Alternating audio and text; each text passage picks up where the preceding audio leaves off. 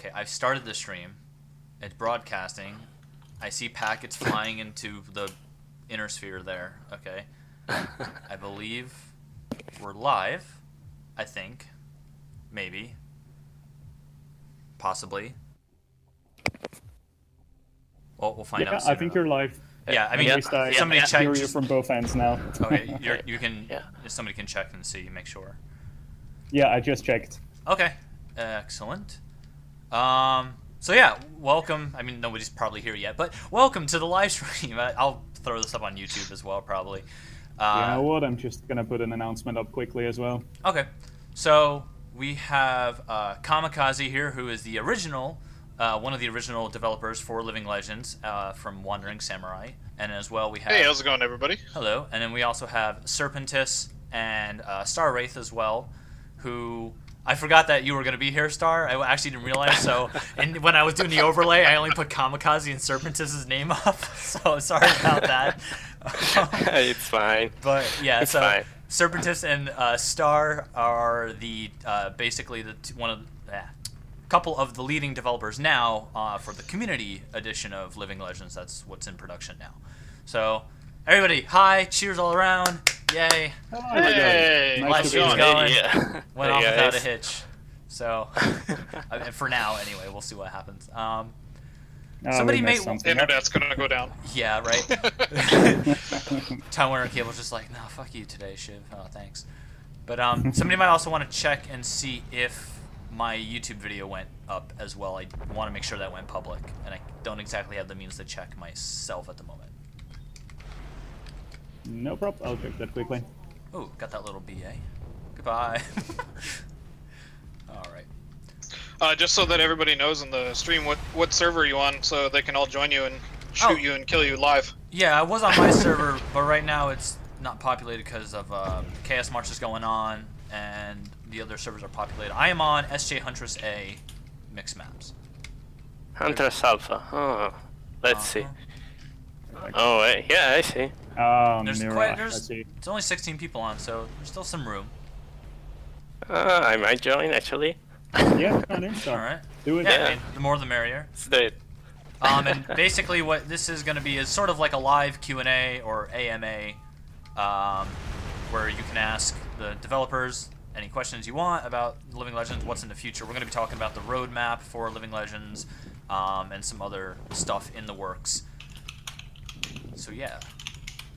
I mean, I'm just here to stream and, shoot robots. You guys are the ones who are supposed to be doing the talking here. So, oh shit, that's an Atlas. By the way, the YouTube announcement worked periodically. It's up. So everything's in order. Okay. Well, welcome everybody. Excellent. Welcome. It's nice to have you all here. Well, I was figuring we can start with a bit of history of how our favorite game, Living Legends, came to be. So we got Kami here, who's one of the major guys who founded it, if not the major guy who founded it. So maybe Kami wants to tell us a few nice things about that. Sure. Well, this whole thing kind of came about with you guys reviving what we initially had for Living Legends, and man, I can't believe it's been since we started. Well, since I started it anyway, on MechWarrior. It was 10 years now, actually. When I look back at all these old videos that I got, I'm gonna send Shivaxi one of these or two of these old videos here, so you can put on the video overlay there. Shivaxi, you want to bring up that Mad Cat one? Yeah, I'll bring that up right now. I was watching that before, and I was like, oh my god, this is kind of hilarious. Yeah. So I guess I don't know how many people that are around now know of the I guess humble origins that this project came around and how everything got put together. But it was, I guess, now over 10 years ago now. My brother and I, my brother Krim, who's now on Star Citizen, you guys probably saw him on Discord. Both him and I were actually we never actually made any games or anything serious before this. I was dabbling in some Neverwinter Nights mods. I had some small hobbies here and there of RPG Maker, but never really got full into like 3D or developing on like any sort of real game engine besides maybe like with Neverwinter Nights and Aurora. But both my brother and I actually were huge fans of the MechWarrior franchise. Actually all three: MechWarrior 2, 3, and 4. But we didn't really play 1. Who plays 1 anyway?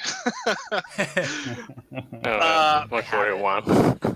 Nobody plays MechWarrior 1.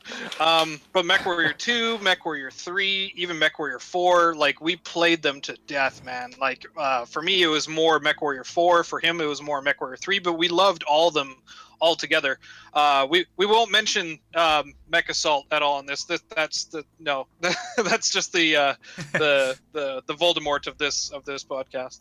But ever since like MechWarrior 4, man. Oh, I should also throw in that another inspiration for us at the time was Battlefield 2. We played the crap out of Battlefield 2 with all of the mixed arms. We really loved that. And it just came around to the time where MechWarrior 4 was kind of off the shelf for everybody, and it was about, I think it was like 5 or 6, maybe 7 years since MechWarrior 4 actually initially came out, and there hasn't really been like a real MechWarrior game since then. Well, at the time anyway.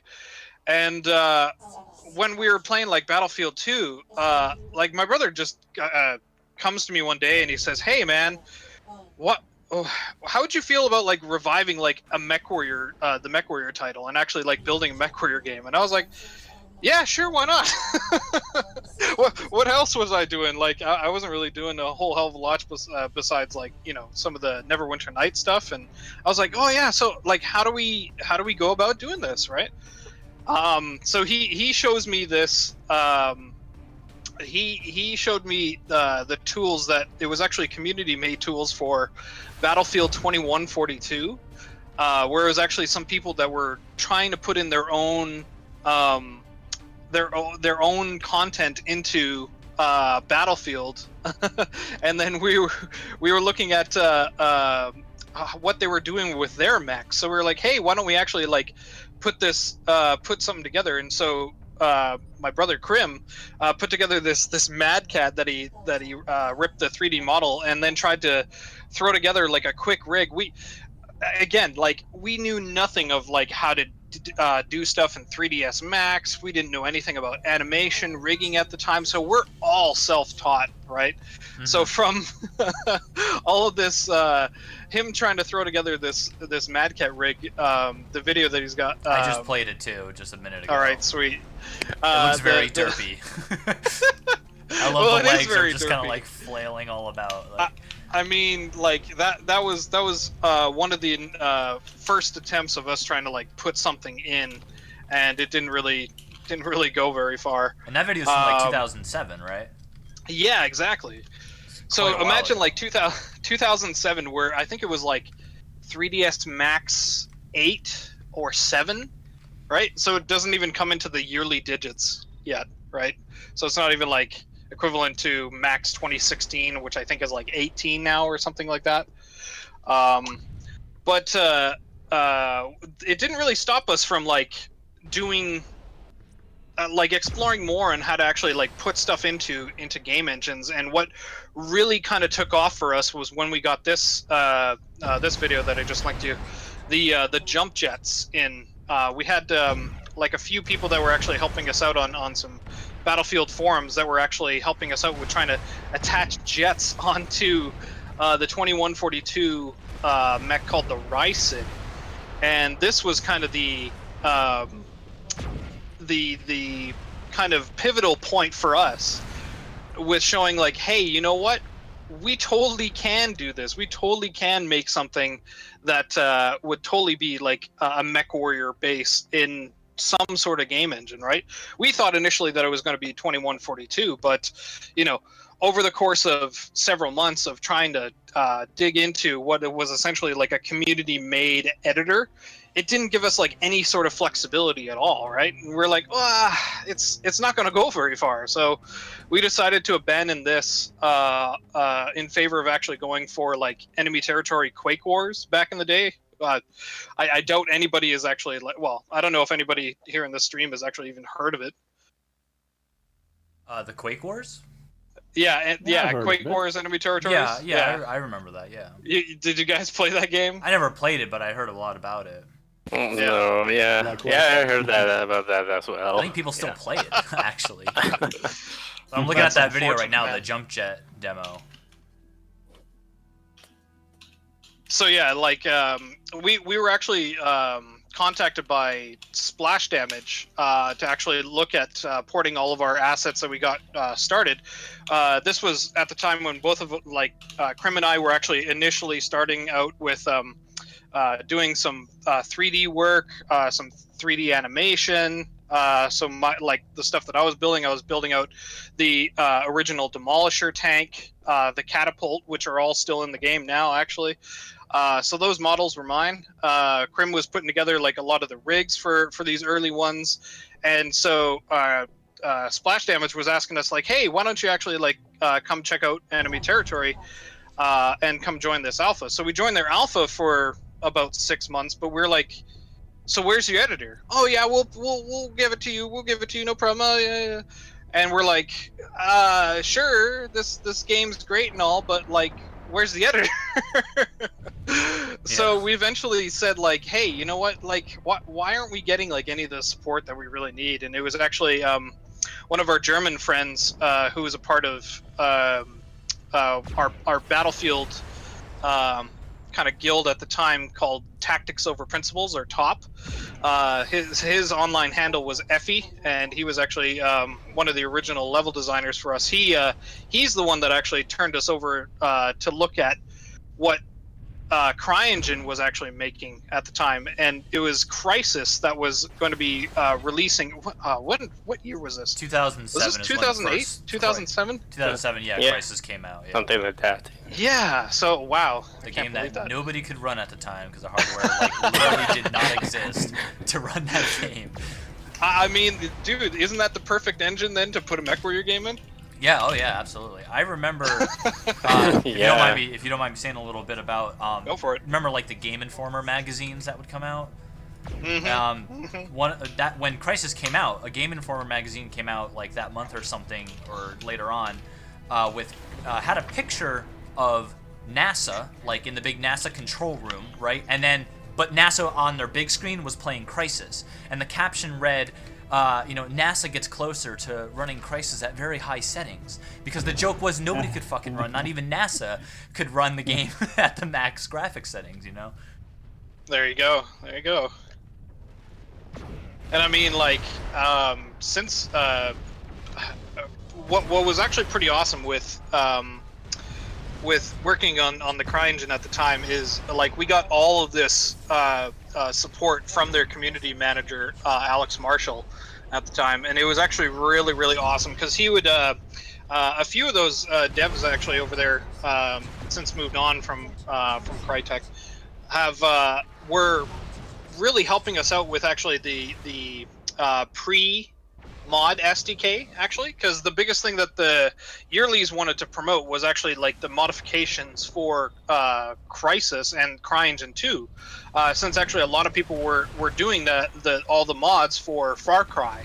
So before we even got the initial editor for Sandbox, we actually were playing around with the Far Cry engine, or CryEngine 1, for a little bit, until like immediately, it was only like maybe 2 weeks afterward that we actually got the original Sandbox, and we started screwing around with it, and we were like, hey, why don't we put some proof of concepts of some different stuff together? Like this was actually Deathgrin, who was actually mucking around with some of this stuff, and also Krim, that were checking out how to do like suspended water volumes. And then we also had like the LRM test as well. I can't remember where that video is that we put, but we put together like some initial prototypes together of like what we could actually do within the CryEngine. And then eventually, like over time, as we got better and better and better with this, one of the main kind of things that we got working was the modular weapons on all of our 3D models that we were slowly implementing into the game. The initial one that I actually had and had a proof of concept with was one of the crisis tanks, and I actually put in one of the LRM launchers onto the vehicles all through XML, and then had that thing spawn in multiplayer. And I was like, oh my god, proof of concept, because like think about it, back in the day, like none of the MechWarrior games even switched out any of the models for what weapons you were actually equipping. Yeah. So the biggest draw for us was like, hey, holy shit, I can actually see a catapult now walking around with PPCs on its arms or on its shoulders, and actually know what kind of loadout just by glancing at it, like what kind of gear he actually has equipped on it. So that was the biggest thing for us, is like, wow, silhouette changes, holy shit. That was really good to get that working right away. We played around with a whole bunch of other things, like adding in, we had like a lot of armored warfare. We had some initial elemental fights kind of back in the day as well, where it was using some of the crisis models for the first person weapons, but we eventually like started replacing a lot of these things. But the biggest thing that was always getting away from us, and this was also when we were initially like wanting to push the mod out for 2008, we were struggling really hard with what all mods seem to run into with making a MechWarrior game, and that's actually getting the legs to look right and getting the legs to even work. Yeah. So for the longest time, a lot of people were actually bashing us, because they were like, oh yeah, whatever, you're pretending to be a mech mod, but all we see is like elementals and tanks and aerospace. You know, do you even have mechs in your, you know, MechWarrior title? Right. So we in order to kind of get around this, so okay, on the back end, let me kind of clarify this a little bit. On the back end, what we were doing, along with all of our tanks, elementals, and all the rest of that we were putting together, we did have mechs in the game that were spawning, but we did have mechs that were moving around from tank movement code. Actually, I put together these invisible tank wheels for the bottoms of the mechs that you didn't see in game, but you rolled around on them all the time. It was needed, man. It was totally needed. We needed to have these mechs like physically there so that we could shoot them and also get some semblance of what the game balance would be when they're actually walking and moving around. The other thing that was also a big push on our end, because this was never a thing in any previous MechWarrior title, was an all-inclusive cockpit. Of course, a lot of them, even now, you know, in the community edition that you guys got, I don't think you finished all the cockpits. But we really wanted to incorporate the player in the actual 3D cockpit himself. That way there's no, like, some bullshit first-person mesh that's, like, all fake and in your face, but having, like, a real sense of this. Because we wanted to actually have, we also looked at it with like a triple screen setup when we were able to visit Crytek. We actually had a triple screen setup where we could see like a whole immersive cockpit setup on these, like, I think it was like 36, 38-inch triple monitor setup. But even that computer didn't run Crysis, so it had problems. That's actually something I really like about Living Legends, is that when you jump into a mech, the cockpit that you're seeing move around you is actually the 3D model. It's not like a separate first-person model. So it just kind of better like adds to the immersion. Even if you go into spectate mode and then like fly into a mech, you'll actually see the cockpit that you would see once you get into it. And that's something I really like about Living Legends and the way it does that. Awesome. I'm glad you like it, because we spent a long time as well debating about like how the mechs were needing to move inside of the cockpit. Well, actually, I guess I'm getting ahead of myself. So with the tank wheels that we had on the mechs, the invisible tank wheels, the other thing that we were doing was still putting out some promotional material with some fake footage I can say that now.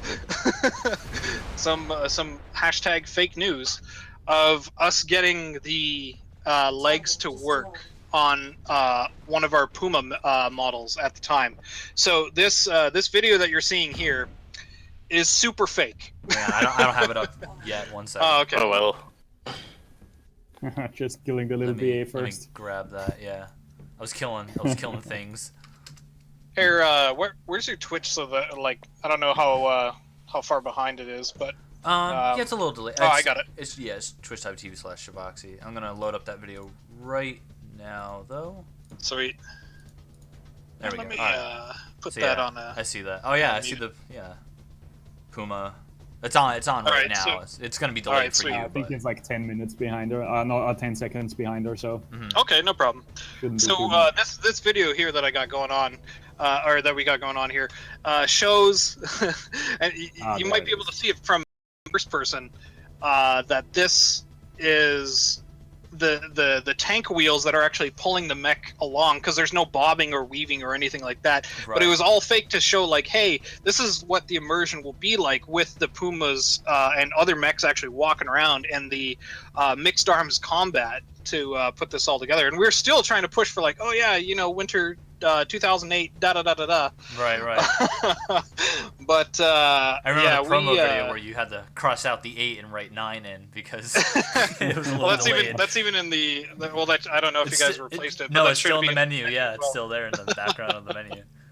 Yeah. Awesome. We in the community edition kind of rushed for a release too, but we crossed out the 0 and wrote out the 1 behind the version number. Well, yeah. Yeah, that was always the running joke after the fact. It was just like, oh, we were promising for this, and we I guess in retrospect we kind of nearly pulled a No Man's Sky with promising these features, but they weren't there. No Man's Sky. Ouch! Get wrecked. Oh. No Man's Sky. That's savage. On top of that, we actually went silent for quite a while because we were like, we're not going to talk about the non-walking mechs, blah blah blah. But no, it was actually not until one of our later programmers, really talented fellow by the name of Toth. I don't know if I should say his first name. Well, he's in the credits, so it's Morgan Kita. Toth, who actually came on board with us and actually helped us out quite a bit with putting together some really awesome code. Okay, let me put it to you this way: imagine developing a game where you're trying to put together a game, but you don't have all of the code that you need to know for the actual game engine that you're working on. So, like, imagine trying to code with one arm behind your back, trying to put all this stuff together while blindfolded. And that's how we actually got all this stuff working together in the actual game, because the mod SDK doesn't expose all of the engine code to us. It only exposes like cry action, some of the system CPP file, and then cry game. Everything else is all hidden from us. So all the character stuff is all hidden from us. All of the network stuff is all hidden to us. So all of that stuff we had to really totally reverse engineer in order to get any of the semblance of this stuff actually working, right? So it was long times that were spent by Toth and Krim that were working on trying to get all of this pseudo mech legs in these character files to actually work. First by themselves, and then later what we did was we actually had the tank mechs. We had them still with their tank wheels, but we ended up actually attaching a character file that had the mech legs to the actual tank version of the torso. So that's why you have like the torso twist happening based on the vehicle code, but all of the movement and stuff, that's all character driven. So we had like this really awesome system of merging the stuff, and he had like this weird fix up in his code to actually make sure that we spawned the mech legs first, and then we had a helper that we glued the tank torso, for lack of a better word, on top of that. So like if you're actually running around or jumping into a mech in after you have actually built it, you actually get this quick "you are out of bounds" message, and that's just because of a weird fix-up that you have. We still see that, actually. That's a bug created by Toth, unfortunately, back in the day, where it was he does a fix-up where you're actually getting into this vehicle, but then you're quickly moved to 000 or just off the map, which is usually out of bounds in a lot of maps. And then it warps you right back within like a frame, so you get like this network delay of where you're actually warping into because it's trying to attach you to the tank to the character. That's pretty awesome. Yeah, so there's a huge spaghetti code right now with all of the tank mechs. Telling the legs what to do and what speeds to go, and then that relays back up to the tank of where it needs to be in terms of its positioning, and oh my god, it's just insane. And then on top of that, all of the damage hitboxes that are all built out, and we had to basically Toth rewrote the code to grab the torso hits, but then build his subsections, so then that way you had like left torso, right torso, center torso, etc, etc, etc. So, I mean, after that, you know, as soon as we got the mech legs actually attaching and walking around, we were ecstatic, man. That was probably the next biggest milestone for us, and that was something that we had to put together like into a video. And when did we publish this thing? Yeah, this was in July. So yeah, it was 6 months after our initial let me bring proposed release. So yeah, here. Take a look at that video. Hang on, loading. Probably a lot of people remember this one, if not the trailer as well. To me, this one was a better trailer. But this one actually showed all of the mechs actually working that we had slated for 0.1. Mm-hmm. I got the video up now. All right. Walking with Giant Shell 2009. Yeah, you know what? I actually remember this one. Because I was following Living Legends for a while, and I played it very early on, pretty sure in 2009. Oh, nice. I don't remember exactly what build, but it was one of like the very first builds that were out, you know, publicly. Because I grew up with, I started on MechWarrior 2, of course, when I was like 4 years old, you know, and because my dad got me into it, and so oh man, I grew up with MechWarrior 2, and then 3, and then 4. And then there was like nothing for a long period of time, and I'm like, what the fuck? Where's my mech crack? What's going on? What the hell? You know, so yeah, so when Living Legends came about, I definitely got word of that real quick, and I was like, oh man, I gotta play this.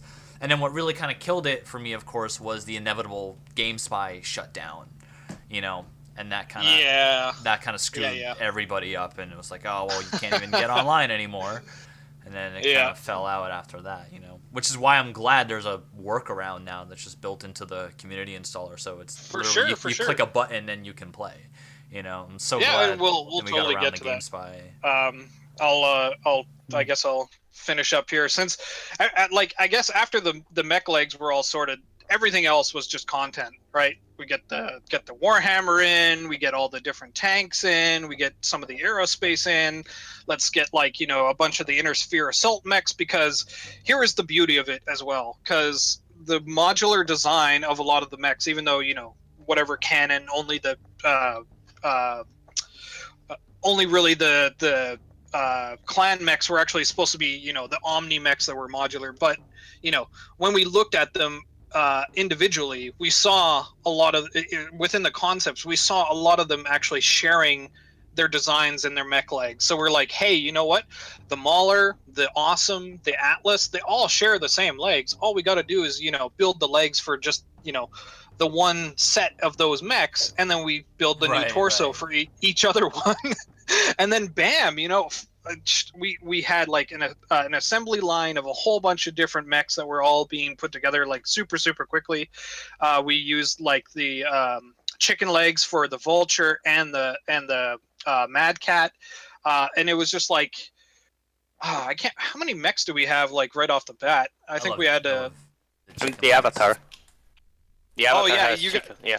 You guys used it. Yeah, I think that was also when Defender was running it. The avatar got glued together with those legs too. Chicken legs are my favorite legs for mechs. I love chicken legs. It just looks so Chicken cool, legs, you know. best Like I don't know. legs.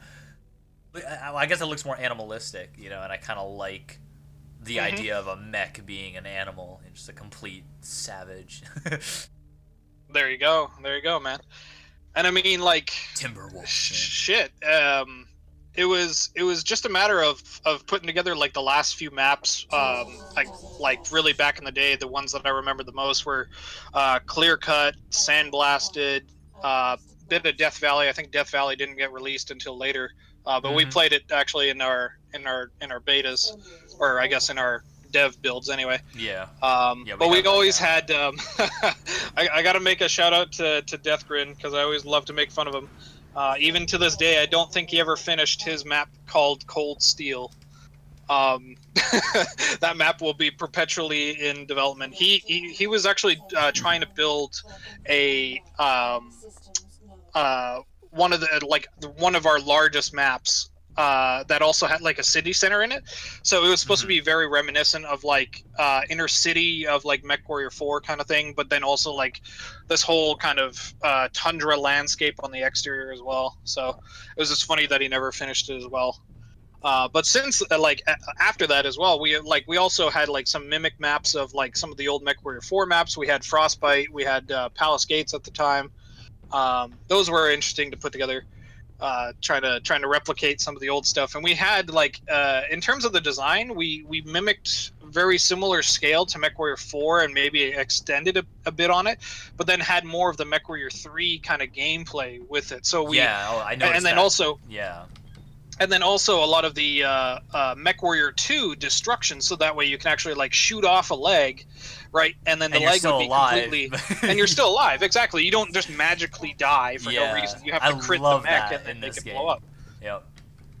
And then the best with that as well, you know, if you have like a scat or something with jump jets and you get leg, then you know you can still hobble around. Right. Yeah.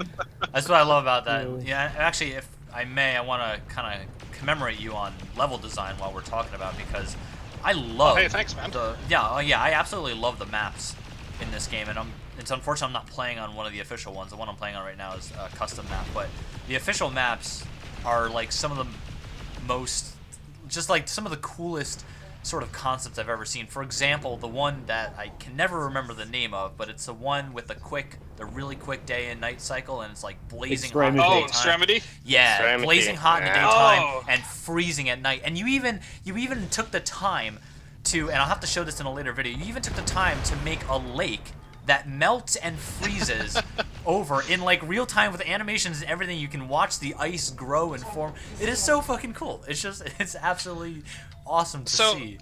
Like, I can't take all the credit for like all that, because everybody had their hands in the cookie jar when it comes to the level design. But like, let me tell you about Extremity a little bit and just the kind of backstory with that. It's unfortunate. The original designer of Extremity, his name was Wormslayer. I don't know where he's at today. Unfortunately, like when he was working with us, this was back in like 2007. He was only around for like about a year, but he had like a ton of really awesome, cool concepts for maps, and Extremity was one of them. He had another one that was actually like very much half what's the word I'm looking for? I guess very similar to like a jungle / swamp on the exterior, but like he used a lot of the voxel tech that was very early stages in CryEngine, and it wasn't really working too well in multiplayer. You would actually fall through like a lot of the proxies a lot, but it had like a lot of interior cavernous areas that were all lava as well. So he had some really cool ideas with like having like a jungle outside, but then all this kind of cavernous lava stuff on the inside. It was fantastic. But Extremity was his brainchild. He definitely wanted to have this kind of the whole mythos around that was supposed to be around, based on the reason why the time of day goes by so fast is you're on an asteroid, right? So this asteroid that you're on, that you're fighting with, rotates very, very quickly, and the sun is like a neutron star or whatever, super super hot. But then on the opposite side, on the dark side, then it's exposed to space, right? So all this stuff, you get really really cold values underneath that. So we had a lot of people had their hands in the cookie jar of working with this stuff. But another shout out that I gotta put out to is both Kodiak and Shadowkiller. Those two guys, I think it was Shadowkiller, if I'm not mistaken, who put together the freezing lake with the animation sets with that. Yeah, I think he so did. Cool. He did that also with Kodiak's. I mean, I'm not 100% sure on the who did exactly what, but I know like Shadowkiller did like a lot of the VFX for a lot of the level design stuff, and even also the mech explosion too, the giant nuke that everybody loves, right? And the pluming cloud behind it. He also did like the tars in the tar pits in Death Valley. Right. So he did like the animated textures for that, and he also worked to put together like the ice sheet over with Extremity. And it's funny, like Extremity as well. Like a lot of the times we had what I like to call the curse of the lead level designer back in the day, and this was because a lot of the times we saw the levels in kind of disarray at various stages. So like we didn't have, again, like this was all based on a volunteer effort, and you guys now today. Serp and Wraith, you guys and your team, you guys are all doing the same thing that we did back in the day, where it was all volunteers that volunteered their time. We don't get paid for this. We're just doing this out of passion, man. And you know what's funny about that is that this is like a totally free mod that to me is probably one of the best MechWarrior online experiences that you can get with a BattleTech Warrior / online. Yeah, that was bad phrasing. I didn't mean to say MechWarrior Online. I meant to say an online MechWarrior game. But you understand what I mean, like in terms of, because like MechWarrior 3 did have, I mean, there was also NetMech for MechWarrior 2, and that was fun, but it wasn't really properly balanced for online play. Neither was MechWarrior 3. It was an ankle biter game, at that point in MechWarrior 3. You just take 4 PPCs and blow somebody's leg off in one shot, right? And then MechWarrior 4 had a pretty good online game as well, but that died out quickly just because I think their master servers were not up for a very long time. Well, with MechWarrior 4, like I was doing a lot of multiplayer for Mech 4. Yeah. Oh yeah. And it lasted longer than you might think. Yeah.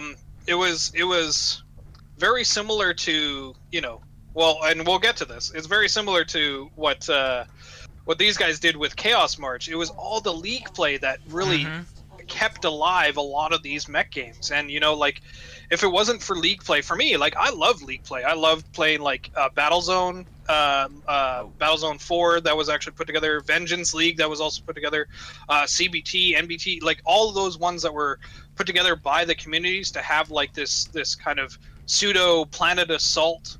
And then different league plays for that, for having those different skirmishes. It was fantastic, man. And then having like different monthly like turnovers of like conquering, the galaxy, or actually doing the Chaos March. Oh, that was an awesome nuke that I just saw on your stream there. Yeah, I was watching that. I did play MechWarrior 4 online quite a lot, especially I think Mercenaries was the bigger online game, wasn't it? And then the guys from MechTech took that and added a shit ton more stuff as well to that, which was awesome. So, they added their own mechs. Oh yeah. It did last quite a while. Well, they also added a lot of nice things like widescreen support, resolution, and they redid the HUD. And yeah, it's funny actually. Just a quick side note with the MechTech guys. This was back in like 2007. Both Krim and I, you imagine us, first starting out with CryEngine or trying to do our 3D stuff. We actually even tried to contact MechTech, and they told us to go fuck ourselves. Wow, really? Well, I shouldn't say go fuck ourselves. They told us to go away. They didn't treat, like, nobody treats any like mech mod very seriously. There's so many people that have like tried to go out there and say like, oh, look at me, I'm building a mech game, blah blah. Right, There are tons that come out for or try to come out for like Unreal, tons that try to come out for like whatever Unity or their own standalone games, and tons of people have all like, you know, had their hopes and dreams kind of shattered, right? But even for us, like we were persistent in trying to put all this stuff together. So we reached out to like the NBT forums. We're like, hey, could you guys like help promote us, and like, what do you guys think of all this stuff? And everybody told us to go away. Everybody, man. It's like, I don't understand. They probably thought it was a joke, you know. I mean, well, probably, but you know, as time went on, we got closer and closer to getting our mechs actually finally finished, and only then do we actually get people's real attention. Right? Yeah, that's the thing. People kind of gotta see something nowadays to really sort of believe, you know. Yeah, well, sure, and I totally get it now, because like I look at, you know, Smo Joe, who's like a first-time modder, and I go, yeah, he's probably not going to do anything with it. Yeah. So I totally get it from the opposite standpoint, but I mean, for anybody that's listening right now that, you know, wants to start like building their own game title, mod, or whatever, and want to get it to the point of, you know, the popularity of Living Legends, especially like back in the day, we had thousands of concurrent players, man, thousands. We had arguably more players for the multiplayer for Crisis than Crisis itself. Yeah. And that's why I was saying, like, I think Living Legends is definitely the closest sort of MechWarrior / BattleTech. I'd say more BattleTech experience, because you have VTOLs, tanks, aircraft, hovercraft. You know, it's not just the mechs, and even the BA, the battle armor. Like, I'm such a child when it comes to this, but it is seriously the coolest thing to be able to jump up into a mech and get in and out of a mech at free will, you know, like being in like the battle armor at start, like, because when I first played Living Legends, that was like so freaking mind-blowing to me, you know, that was a thing that you could do. It's just amazing. The scale, it really helps with the sense of scale, and the scale is just freaking great. You build a mech and you're like, well, holy shit, this thing is huge. That was the other thing that MechWarrior 4 like totally failed on. You felt like a micro machine. Like, there wasn't any real sense of scale. I remember seeing those damn little 2D sprites that were running around as little like people, and I'm like, and it was really? such a downgrade, because MechWarrior 3 had 3D sprites and even run around, and 3 had a great sense of scale. I think, scale, you know, 3 was very nice. With the buildings you could explode, and the little people you could stomp on. And I do have the same issue with scale as well in MechWarrior Online. It feels like MechWarrior 4, where you feel kind of small. You feel kind of like doll-sized, I guess, and like a model city, you know, instead of actually a giant robot in a big city. Exactly. Well, that was always the biggest thing for us too, right? Like, the biggest aspect. I guess I completely ignored talking about it. It totally didn't even cross my mind. We initially wanted to actually have infantry combat in Living Legends, and we had like a whole huge design document for like all of these different weapons, individual like personal like rifles and grenades and rockets and stuff like that. And we had like a lot of models and a lot of time and effort actually put into this stuff. But we ended up finding out that, like, especially running around as a normal human being, you feel gimped compared to everything else that's running around on the battlefield. Even a BA, man, like a BA, a lot of people don't want to run around as like a BA main, but the BA squads, holy shit, they are super, super devastating. Oh yeah, I can tell you from experience that I have this recorded on Livestream. I took out a Fafnir, the Prime and the A. I took out a Fafnir a couple times, and the reason I took it out a couple times is because the only thing that could take me down were actually BAs.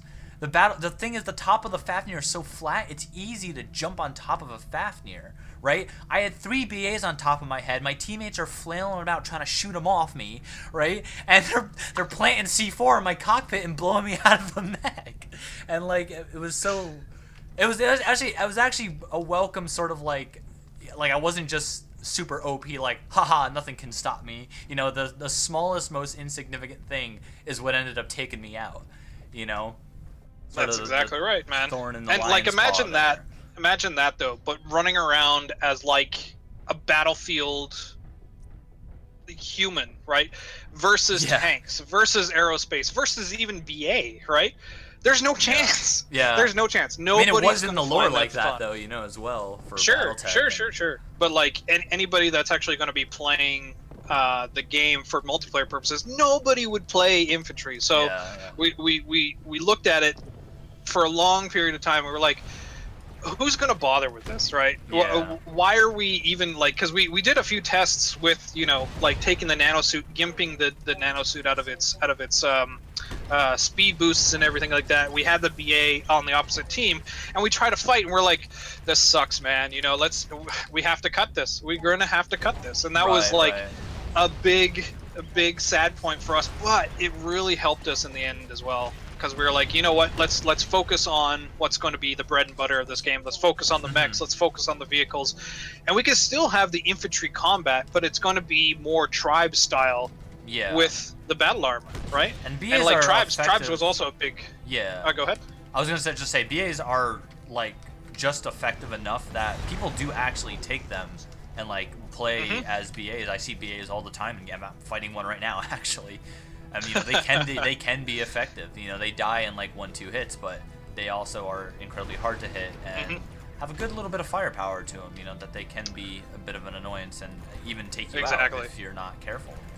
And we did a lot of balance with the BAs as well. So we had like the BAs have like a very, very small heat signature, so you can only really detect them when they're up and on your face, unless you know you are a Raven or whatever that has like these extended suites of detection. But the main bit was to allow BA the chance to come up to you and actually ambush you or whatnot, and actually have their abilities around them, so that they can be very anti-vehicle and kind of swarm you if they actually coordinated. But like versus one BA is probably going to get destroyed, man. But we spent a lot of time making sure that we wanted to have like really fun, awesome combat, BA versus tanks versus mechs, versus like even hovercraft and other vehicles as well. So with that, we found with some of our playtests that sometimes the BA were too strong. So we're like, how can I kill you with my laser? How can I kill you with my Gauss? So that's when we were looking back at, and this was actually part of the things in the original designs was like, for MechWarrior 3 or MechWarrior 4, what the hell is the point of a machine gun? I'm not going to do damage to another mech with that. It's just like a pew pew pew pew pew, do nothing. Yeah, we're like, hey, you know what? Against BAs. They're super effective against BA on purpose, man. Because like that. Yeah. Yes, and that was the Flamers whole point. Now, actually. Yep. They got God damn it! Star's in a against gold mech. He's in a gold mad cat. He just killed him. Gold mechs. Jesus. Oh, we'll get to the gold mechs. But I mean, hey, man, you know. I see it. Best skin ever. How much did you spend on that gold Wasn't mech? $500, I can tell you that. Yeah, $500. Speaking of, that was my idea. It's a good. That was an idea of mine. I think it's a good little what do you call it? Transition to go into some questions. Sure. Just so we haven't really been answering any questions yet, and there was somebody who. One of the first things we should get into and just sort of get by right away is I need to scroll up and see. Okay, Dave Sparhawk2 asks, and you know you're gonna get this question, so let's just move past it. What sort of legal issues will the Community Edition dev team likely face? And go on from there. And I can even say from what now I can't pretend to know anything about what PGI thinks about Living Legends being revived. I'm sure they've already seen that it's been revived and it's being worked on again. However, I don't think at this point in the game it would really benefit them to give out some sort of cease and desist. You know, like, I don't really think it would benefit them in any way. It's too late in the game. They've already sort of made their money from MechWarrior Online, and I honestly believe that it would impact them negatively if they went and did that because of how much publicity Living Legends is getting now. You know, I think it would be a sort of a negative impact on their part to be like, oh yeah, Living Legends, or, you know, PGI shut down Living Legends again, you know. it kind of looked As bad. an okay. official thing as well, there has been no contact at all from PGI or Hairbrained or Jordan Weissman towards us. So pretty much And nothing's happening. Players and are I don't happy and think everybody else is ignoring us. Yeah, Which well, is that's good. good. That's really good. And like, I don't think you're gonna hear much from them anyway until they're ready to really, take away the audience, and that's the looming development of the so-called MechWarrior 5, right? So with them actually having the license rights of MechWarrior, they did do that announcement of MechWarrior 5 wanting to be coming out, and I guess they're now building it like in Unreal, so they have to basically build everything from the ground up. The thing with Because MechWarrior nobody 5, likes CryEngine anymore. Right. Well, who does? But the thing with MechWarrior 5 is that I don't even think they would kind of bother Living Legends even with MechWarrior 5 coming out, because MechWarrior 5 they did say is going to be single player only. MechWarrior Living Legends is online multiplayer only. So. Oh, interesting. I So didn't hear that bit. Yeah, they did say, I think during the MechCon event, I mean, correct me if I'm wrong, anybody who's listening, but pretty sure they said MechWarrior 5 Mercenaries was going to be single player only. That's what they were focusing on. I'm so glad they ditched CryEngine, by the way, and went with Living Legends, or let me see, with Unreal Engine. What am I talking about? I'll get everything mixed up. What are you talking about? Yeah, I don't know. MechWarrior 5. Yeah, they ditched the CryEngine for Unreal Engine. MechWarrior 5 will be built on Unreal Engine 4. Yeah, which is good. Yep. Yeah, I mean, it's been years since I've been at Crytek, because Living Legends actually got a lot of us into the game industry, and got me first involved at BioWare, and then later Crytek rather. But look at the CryEngine nowadays, man. Like, suddenly jumping from their version 3 to version 5 just for marketing purposes. What are you doing? And then, like, not paying your employees, quote unquote, according to news services. I don't want to say anything to get me into legal trouble, because I have an NDA with them, but they're probably going to shut down as a company in the future, because like, even look at Star Citizen has moved over to Lumberyard, right? So I mean, nobody's using the CryEngine anymore, man. Like, even if they do, they just pick it up. Bad. Yeah, even if they do pick it up, or people do pick it up, they just strip out all the crap, and they just basically rewrite it. The only thing that CryEngine's good for nowadays anymore, Unreal doesn't really have a good setup with this yet, but is the real-time lighting setup that they have. Everything that's real-time, for all the real-time shadows, all the real-time setup. There's no baking involved, and even PBR is not exclusive to CryEngine. PBR, you see it everywhere, but it's only really the lighting that's the best part. The network sucks. The network code, as you probably see with even Living Legends, people warping all over the fuck everywhere. No, if any, I don't want to. Maybe okay. Screw it, I'll say it anyway. If ever I was to make another MechWarrior game, I'd do it in another engine. I'd probably build it in Unreal. Please, yes. I probably would.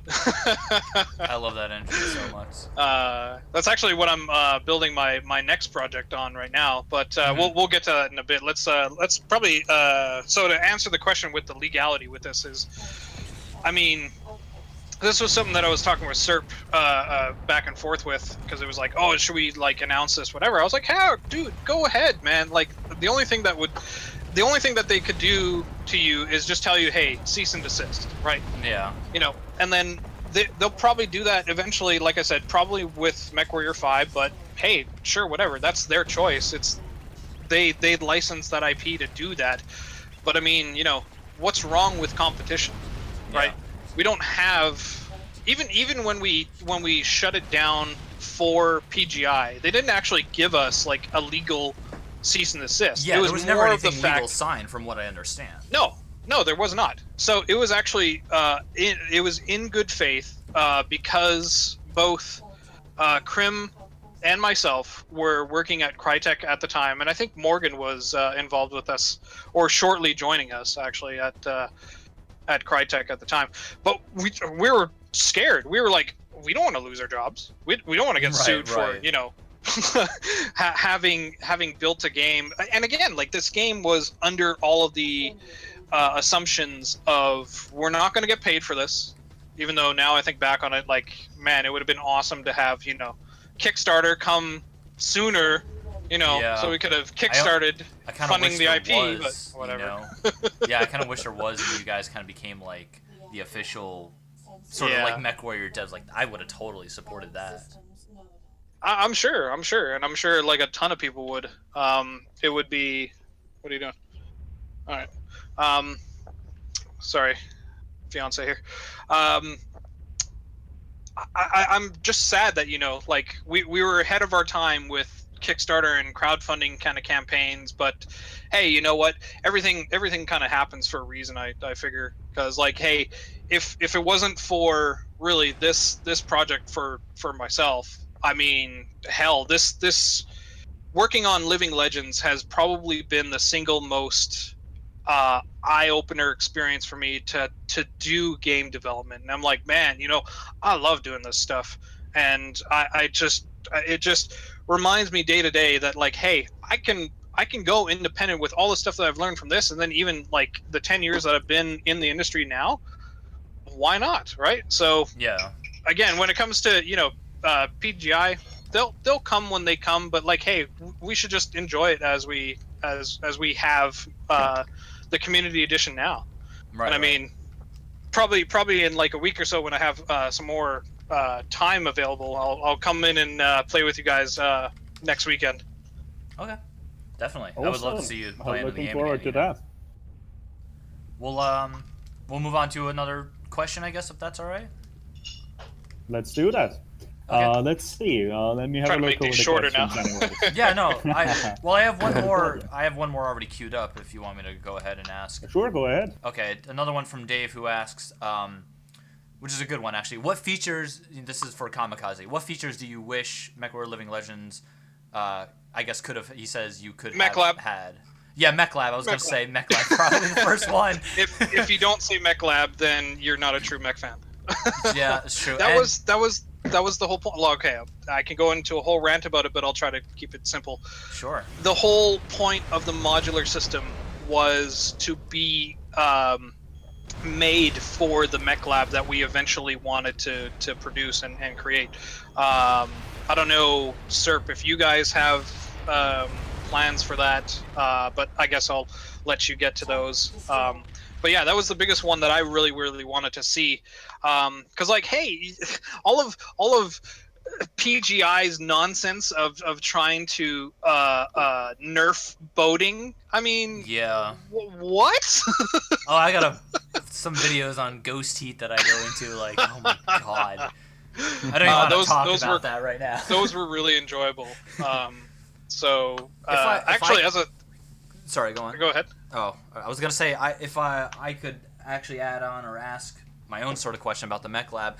I heard some rumors, and I don't know if they're 100% true, but I did hear a while back that before, PGI had inevitably come and shut you guys down, you did have a working mech lab, but it just wasn't released or ready yet. But sort of. So there's some misconception with that. Yeah. There was different. So one of them was a work in progress community fan base made one. He actually, I don't even remember the guy's name, but apparently this guy actually took a lot of our mechs that we had and was doing some fun funkiness with like changing these models around in single player, and then even changing what XMLs are actually being accessed in single player. So he was doing this through the editor, but it wasn't replicating and working in multiplayer, because we had so many like things to check on the cache and what you're actually putting, making sure that you weren't cheating, so that way you weren't like loading yourself up with things that didn't actually belong to a loadout. So we would have to change all of that.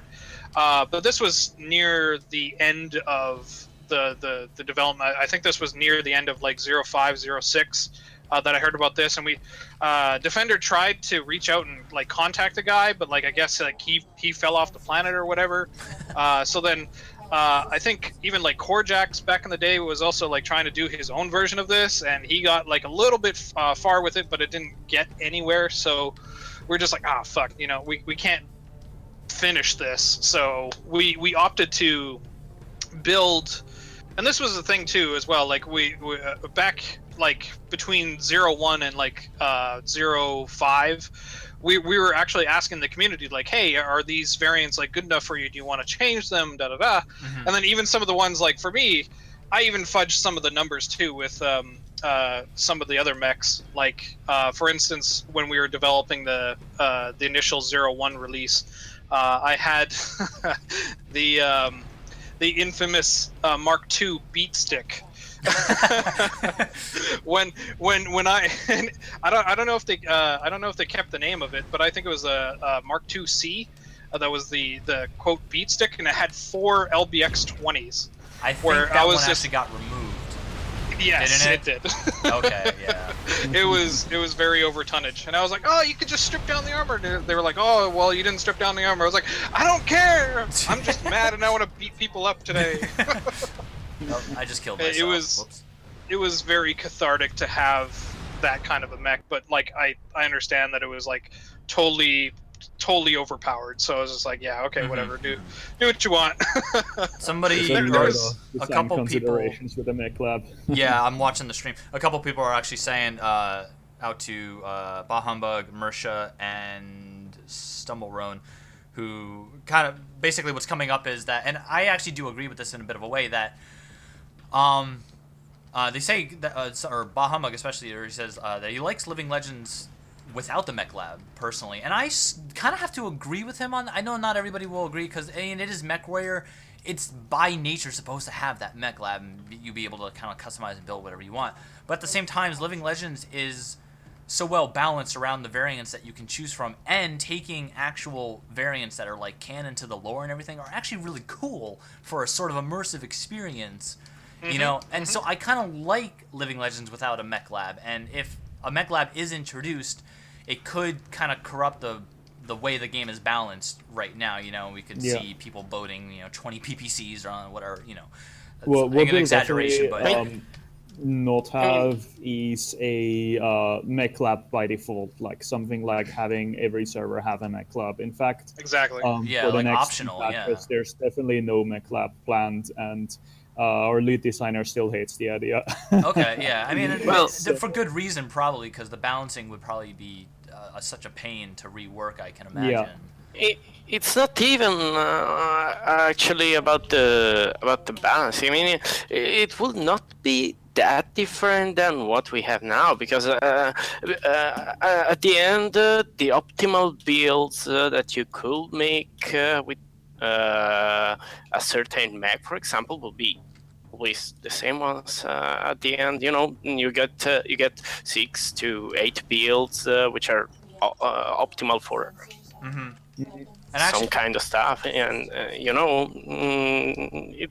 will be not really much different than what we have now, where we have already a specific set of optimized builds for each asset. Yeah, that's what I mean. I would also like to ask Kamikaze, the way you guys, or I don't know how you guys were doing the mechlab, or even how you had it planned, but I want to ask, were you going for the MechWarrior 2 and 3 style where you can put anything anywhere, or more of a hardpoint system like MechWarrior 4 or MechWarrior Online?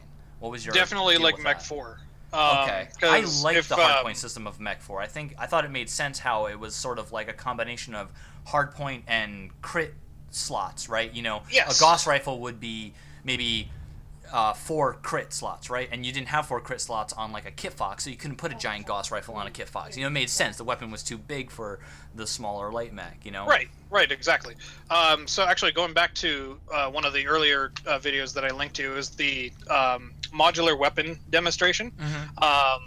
This was all in line with that, actually, because it was all about what weapons could fit into what slots, and it was it took the ideas from Mech 4 but expanded upon it a bit, where you could actually build a mech, starting off with a naked mech, more or less. So you had like a naked catapult that didn't have any pods or anything on it, but you attach these different pods to these kind of, I guess, omni locations, where you could actually have like a small pod, a medium pod, a large pod, and what we called an assault pod. So then that way you had like those 3-tier levels of different spaces.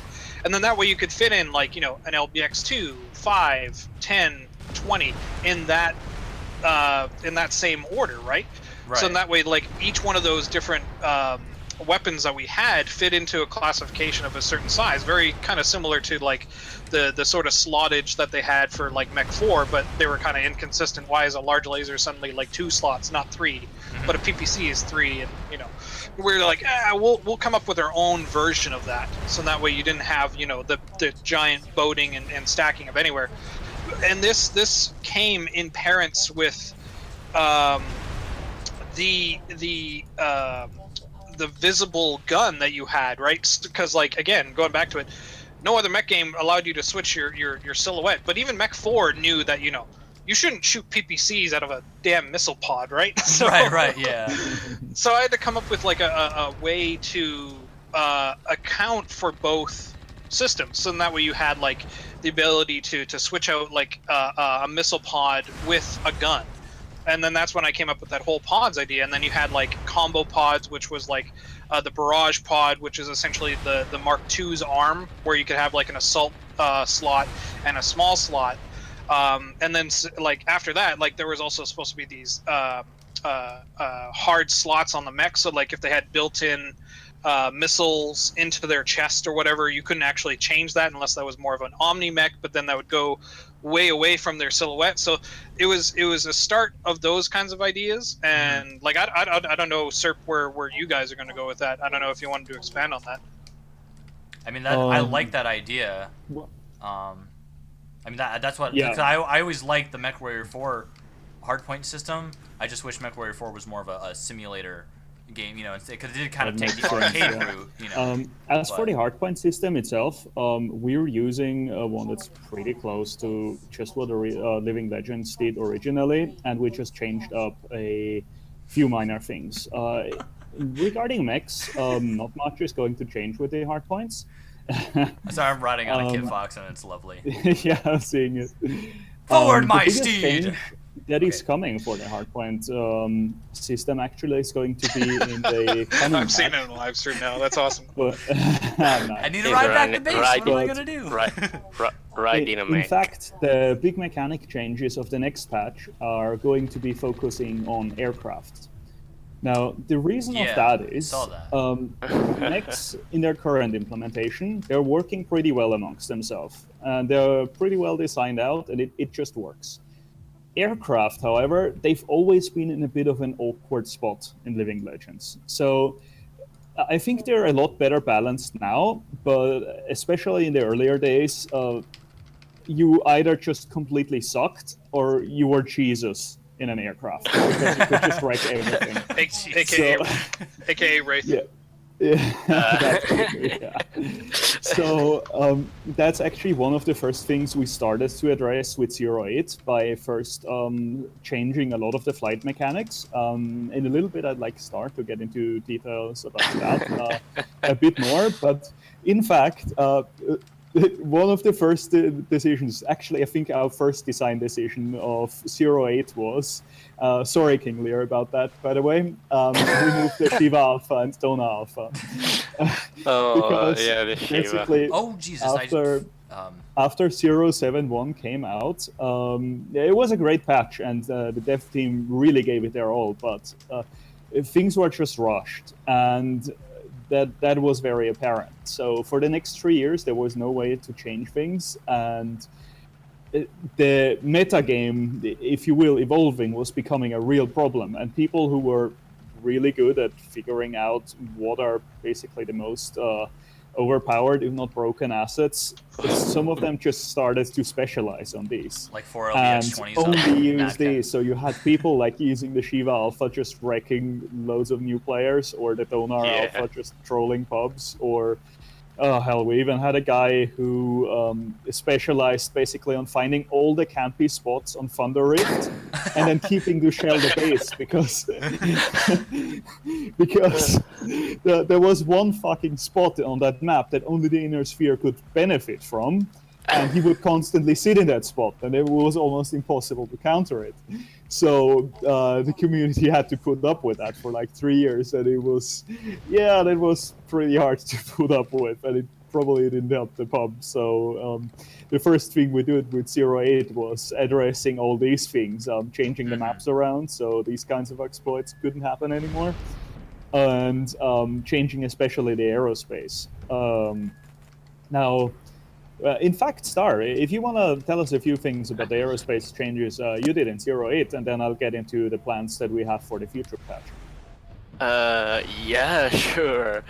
I mean, the first thing, you know, we noticed, I actually noticed, because, you know, I come from old school dogfight games, you know, space games where, you know, flight skills are actually important, and let's say I have some experience with dogfighting in general. So what I noticed in 071 is that aerospaces look at too much twitchy, especially the Sparrowhawk. Do you remember? I mean, Sparrowhawk was literally a missile. It wasn't even an aircraft. If you look, yeah, it was literally a missile. I mean, the problem that also led to the of some certain players abusing the Shiva Alpha, for example, is that, you know, the Shiva is an 85, is supposed to be, well, you know, supposed to be an 85-ton asset, which means it's supposed to be a heavy bomber. But what I noticed, and what we all noticed after all, was that the Shiva actually behaved more like an RC plane.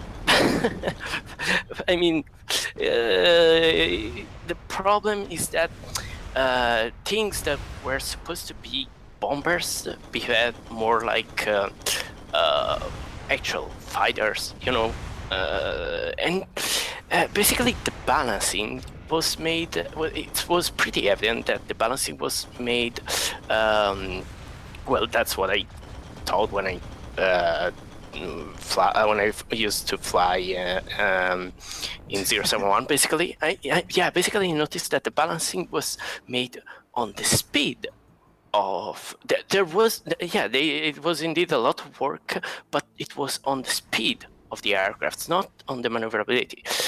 The most important thing that you want to balance on the aerospace fighters and on the aircrafts in general, when it comes to this kind of game, it's actually the maneuverability. The maneuverability comes first. The rotation speeds, the way it handles, how smooth it flies, and the acceleration of the rotation rates. That's really important.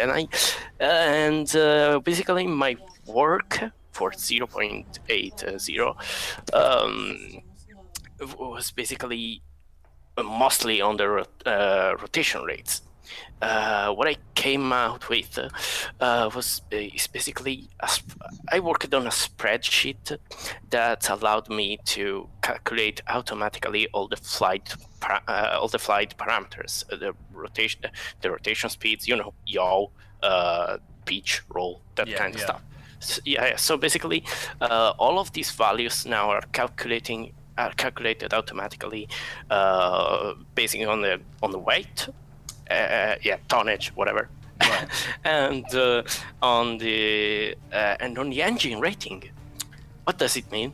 It means that now we can have aerospaces with different engines that have different maneuverability based parameters. On the engine. Hey, that's really cool. Yeah, exactly. If you see now, there are two variants of the Solar, which are the Solar Alpha and the Solar Delta, that have a bigger engine. They have a better engine, so they have better maneuverability values. They are more suitable for dogfighting, for example, and they are already there.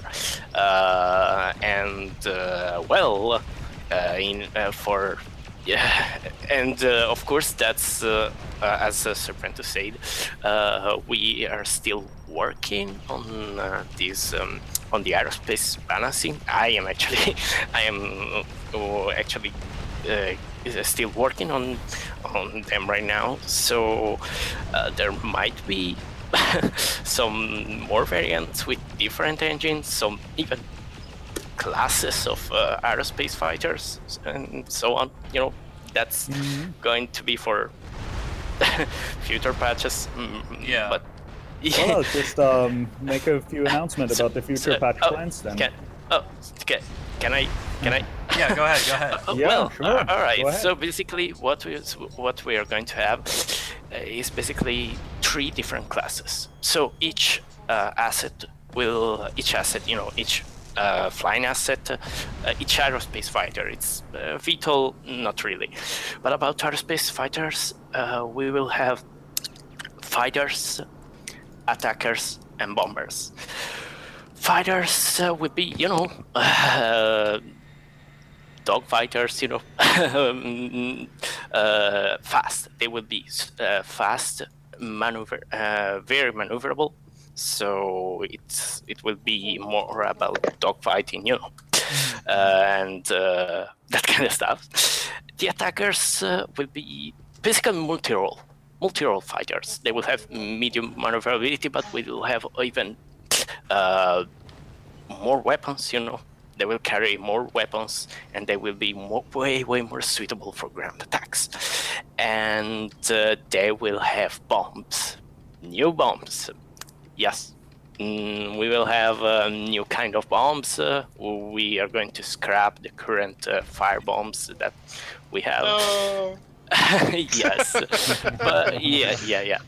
But we're going to have basically 3 kind of bombs, cluster bombs, the laser guided bomb, and high explosive bomb. So I saw Kingly Rook that mentioned Exercis. I saw that, and well, Serp. Yep. In fact, there's 3 major assets planned for the next patch. Yes. The 3 assets we want to bring in, and we're focusing mainly on aerospace for that reason, just to make aerospace a more organic and connected part of the game for all players. That includes ground and air players. And the 3 shiny new things we want to bring in are the Avar medium fighter, the Rusalka heavy fighter, and first of all, actually, like King Lear just mentioned, we're going to bring in the Xerxes, which is going to be the clan counterpart. Oh, that was King Lear. King Lear. King Lear King Lear. Okay, that's. Oh, damn it, I misread. Yeah. So. That's King Lear. King. I'm sorry, but we really had to remove the Shiva Alpha. I'm sorry for you, but I really had to do that. I wouldn't apologize. I got too close to the I've heard some dangerous things with that. I kept the original vision of King Lear, and I tried to make the new Shiva Alpha at least similar to the old one. The current one has 2 standard ghost rifles and 2 PPCs, but the maneuverability is completely different. So that's actually the main reason of why the Shiva is not as cheesy as it was before. Right. So yeah, that was the kill. If I may say a quick thing, just looking at the chat regarding the weaponry and all the stuff like evading things, hitting things. Something very important that needs to be said is the following patch will have a complete aero weapon rework.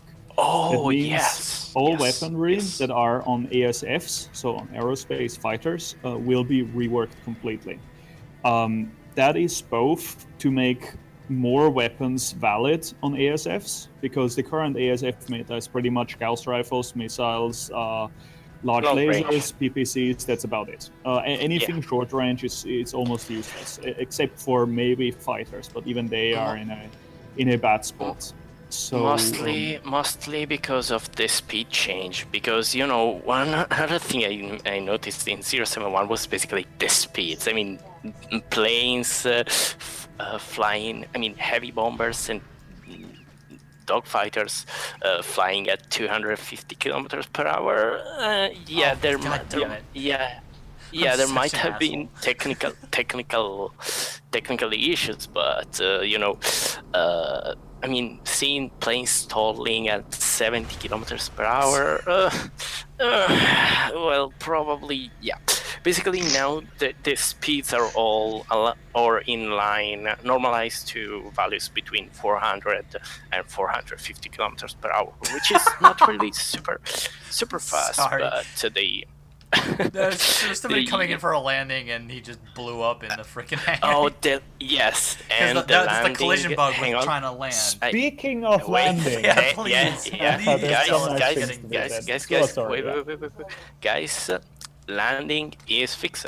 So in the next patch, there will be no random explosions when every time you try to land. Yeah, so, that was always an issue. to everyone, That was even a problem for us back in the day too. Yeah. For everyone who loves to fly, yeah, 0.8.3 would be a great patch for aerospace That's good pilots to hear. and Definitely.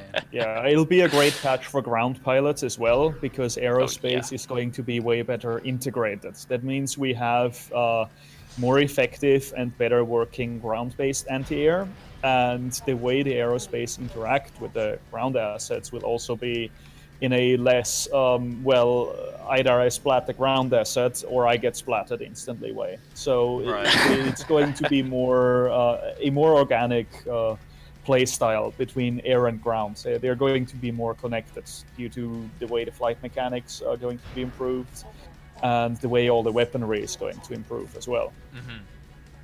Yep. I feel like I was gonna say I feel like we're neglecting some of the Q&A stuff a little bit because we're like, hey, it's a Q&A AMA, and then we haven't really been answering too many questions. So I was just gonna point out to Serpentus, because I think you have the link up. There are I'm going out of bounds here.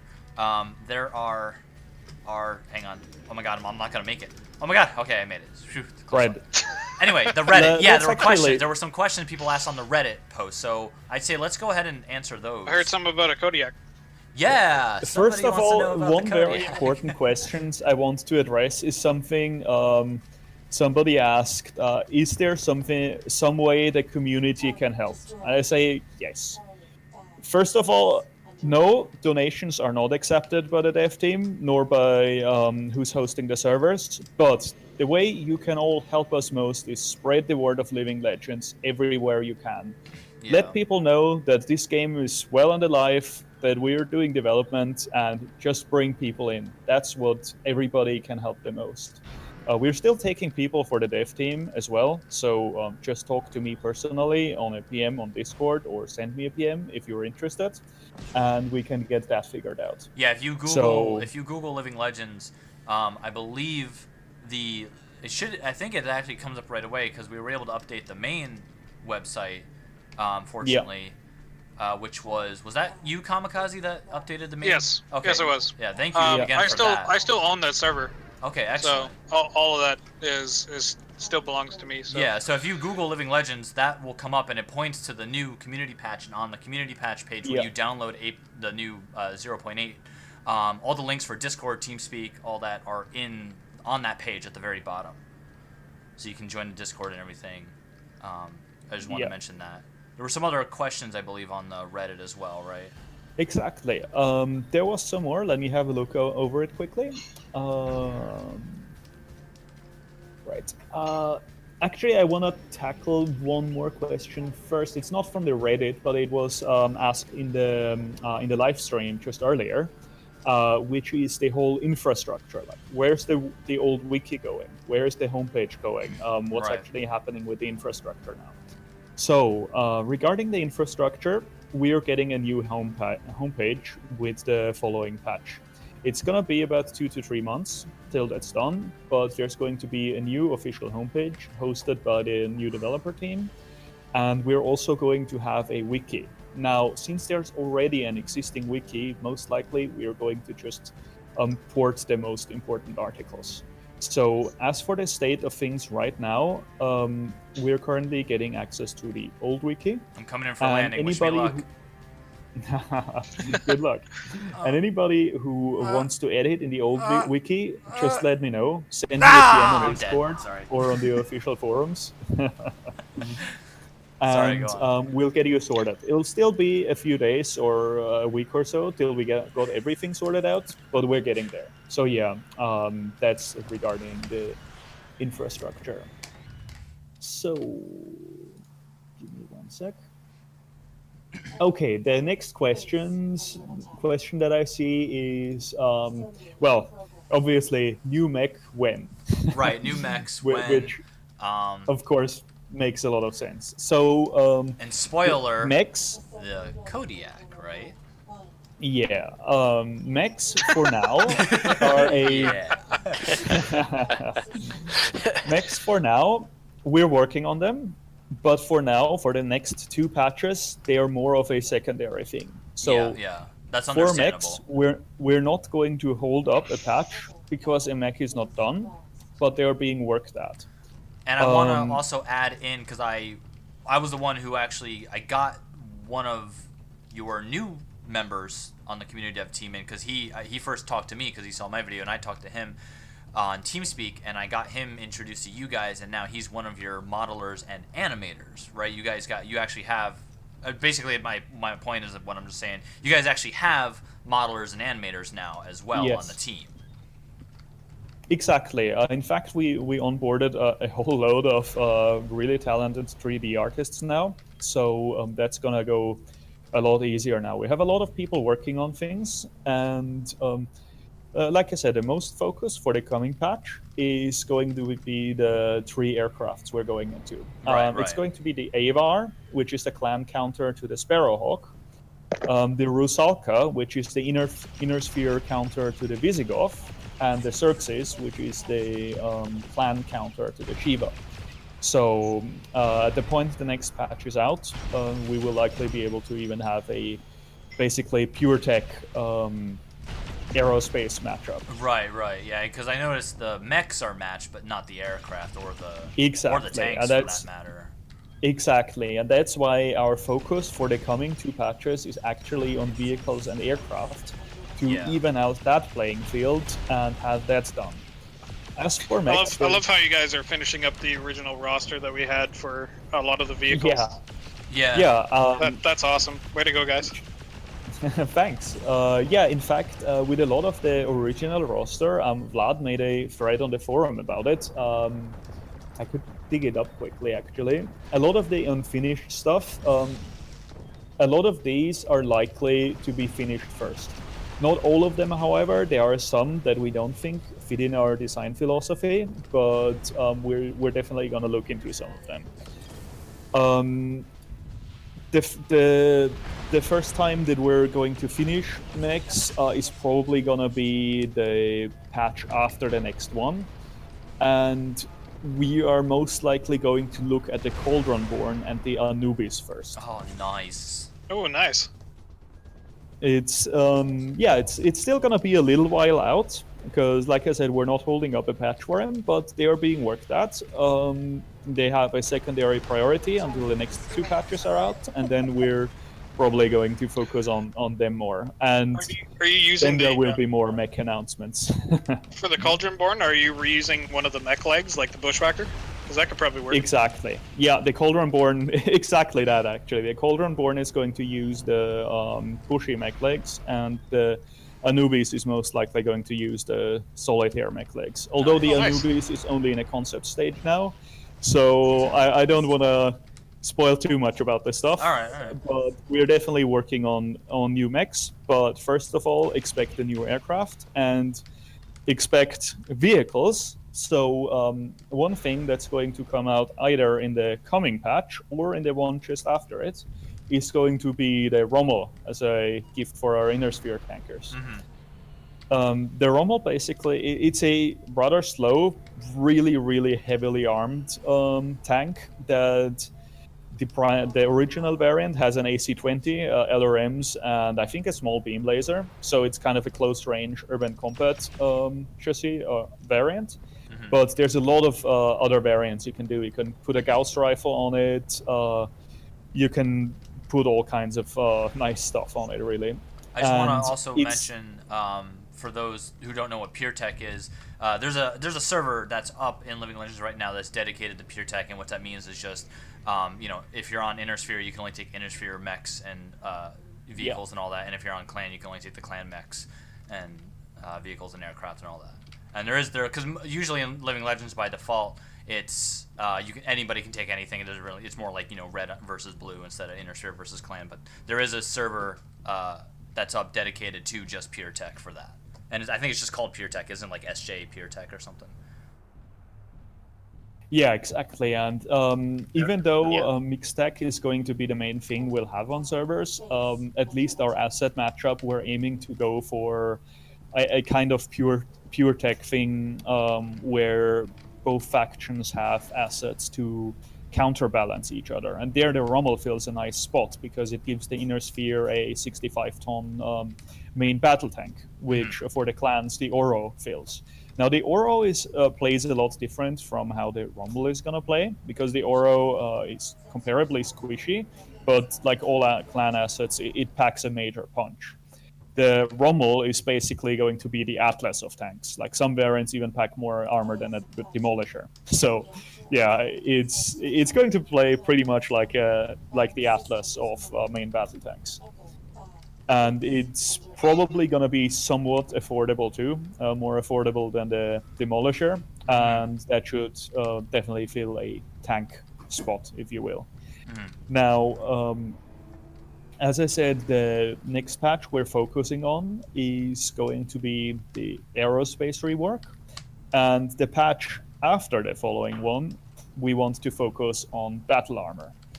Now, most of you probably saw the thread that Vlad did. Let me actually link that to Shivaxi quickly, so maybe he can bring it up and show it to us. Yeah, quickly. I was also going to say link me because I'm pretty sure there was actually already a model for the Kodiak. I remember seeing it before, and I can kind of show that and tease that a little bit.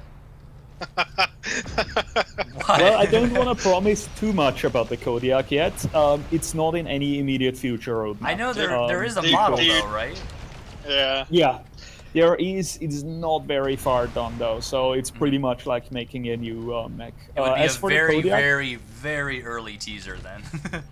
exactly. It would, if anything, the Kodiak is a very early teaser for now. We're not saying no, it won't make it in, but it's definitely not a future priority because we already have a lot of clan assaults that wreck face, basically. Yeah.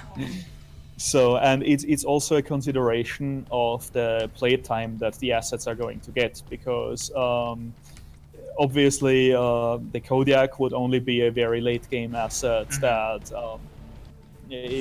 only a few players would even get for most of the match. So we're trying to focusing on fleshing out the early and mid game out more first. Right. The exception for that is the Xerxes. Even though it's an end game asset, we kind of need it as a counter for the Shiva, and the Xerxes was also mostly done already when 071 hit. Right. So that's why we're basically just finishing it up and getting it finished. So I've posted the Living Legends forum link into. Oh, apparently Twitch broke the link up. Yeah, Twitch definitely doesn't like the link, it seems. I was actually I'm just gonna. Yeah, you need to be a moderator. Yeah. Right. Yeah, only moderators can post link, I think. Well, I'll just PM it to you in private. Oh, wait, that broke it too? Ah, fuck's sake. Send it to Kamikaze. Kamikaze can Skype it to me. Oh no, hang on. Yeah, it's because there is a comma. There is a comma. No, yeah, there is a comma. That's why. I linked it to you now, Shivaxi, in Discord, and you can just. I can't. The thing is, I can't open Discord right now because of the way I'm streaming. Oh yeah, you got the firework in your face, right? Yeah. Yeah, that is that is understandable. He's fighting a Daishi right now. Come on. Yeah, and I also just got my ass kicked. Right. I just wanted to ask But- one more thing to Kamikaze, just because I'm personally curious. The All right. the Kodiak model, was that you guys that did that? So, well, here before that, hey, sir, can you just send me that link in Sure Discord, thing. and I'll forward it on. Here So we go. yeah, there's actually a bit of history with that. Also, even with the Atlas and the dome head that everybody loves to hate and hates to love. Yeah. So it was. Oh, nice, awesome. Why do you still have a comment on that? Oh, it's required. Okay, weird. I don't know Yeah, why it's a Twitch bit hates weird. that. Let me Anyway, see, whatever. Yeah. Okay, I got it. But yeah, go on. So what's cool about, and this goes back to what was probably the coolest part of the online development was all of the different people that we actually ended up pulling in. We had people from all around the world, as you can probably imagine. I guess it's not such a big thing now, but imagine like 10 years ago, having people working from Canada, the States, Germany, UK, Russia, of all places, Right. and then even Malaysia. And so the original artist that was actually doing that, actually, let me see if I can grab the original work of art with that. So the Kodiak and the Atlas, the original ones for 101, was actually made by this artist called Golem, and he's the one that actually did this Kodiak here. That we back in the day we wanted to slate this in as the counter to the Atlas, but we weren't able to get very far with getting the model out and ready for it. So we were just like, hey, let's just use it as like promotional stuff, like way back in the day. So we had Golem focus more on the actual Atlas itself, but as that kind of looks like so a cool. side. Yeah, it's pretty awesome. That does look His work was freaking great. amazing too. I'm still trying to find his old. He did a really awesome Atlas, and it was for Dark Ages. It was the Dark Ages version of the Atlas, that had the giant rack as one of the sidearm cannons. Mm-hmm. And I was just like, man, we got to put that in just as like as kind of like a fun little nod to we will never approach Dark Ages. Kind of. We were thinking of putting it in as like this kind of little side model maybe in the mech hangar, but we never ended up actually putting that together. The other fun one we were thinking of doing, what was that 130-ton mech that had the 3 legs? We wanted to actually have that thing like on the mech hangar, just broken into pieces, right? As like a little small little toy, right? Because that was one thing that we were just like never wanting to approach, is any of the Dark Ages or any of the proto mechs. We were just like, nope, we're going to pretend that this doesn't exist at all, blah blah. But back on the Kodiak, what we wanted to do is kind of a gimmick, and this relates to one of the questions that I kind of saw. Was related to the battle armor claw.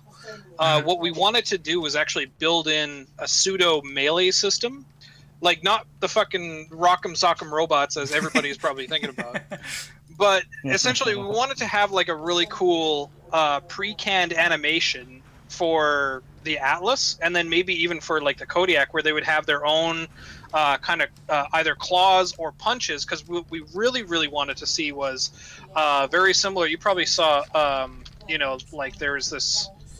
Let me see if I can find it. There was the concept of the Atlas punching the Masakari right in the face. We wanted to replicate that and have that. Wow, Google, you fail me. I'm trying to find it right now. Oh, there it is. Awesome. We wanted to replicate, this, and have that thing actually like as a fun little like addition to maybe some of these mechs that actually have more of the kind of arms or any sort of like real what's the word I'm looking for? Like a real hands sort of thing. So then that way they could actually interact with a little bit more of the environment. Of course, it's a little bit beyond the scope of what we were kind of reaching for, but we were saying, hey, you know, like, why not? Why don't we try like some of these fun things that obviously, like, how could mechs interact a little bit more interesting with their environment? And those were some of the things that we really wanted to push forward to. But I don't know. That's probably beyond the scope of, you know, what Serp and his team are looking at doing. I don't know. Yeah, maybe. Have you seen the way Melee's been doing in BattleTech, the new BattleTech game coming out? Because they actually have. I don't know if I could pull it up, but try Googling BattleTech Melee. I think it'll probably come up. They've released a bunch of GIFs showing how the Melee actually works and animates. It looks really cool. That was awesome. It looks really cool.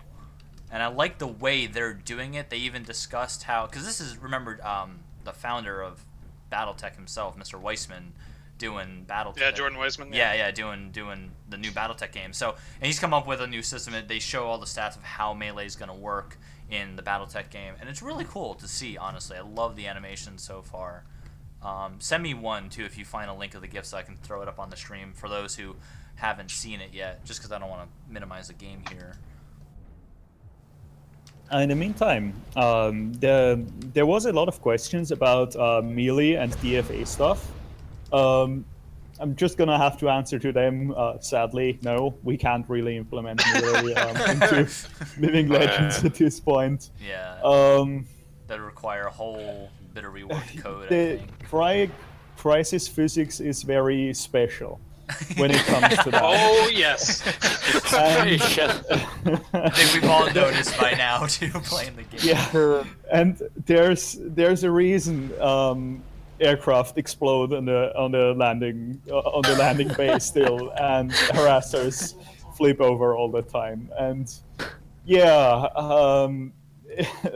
sadly, probably not. Maybe in the next game. I just want Actually, that's, however, just a quick fun like segue with that. That's kind of the with the physics, especially like the vehicle physics relative to that. You said like the harasser like flipping itself. Yeah. This was something that I was trying to address when I was building the both the hovercraft and the tanks. I did a better job on the tanks, I think.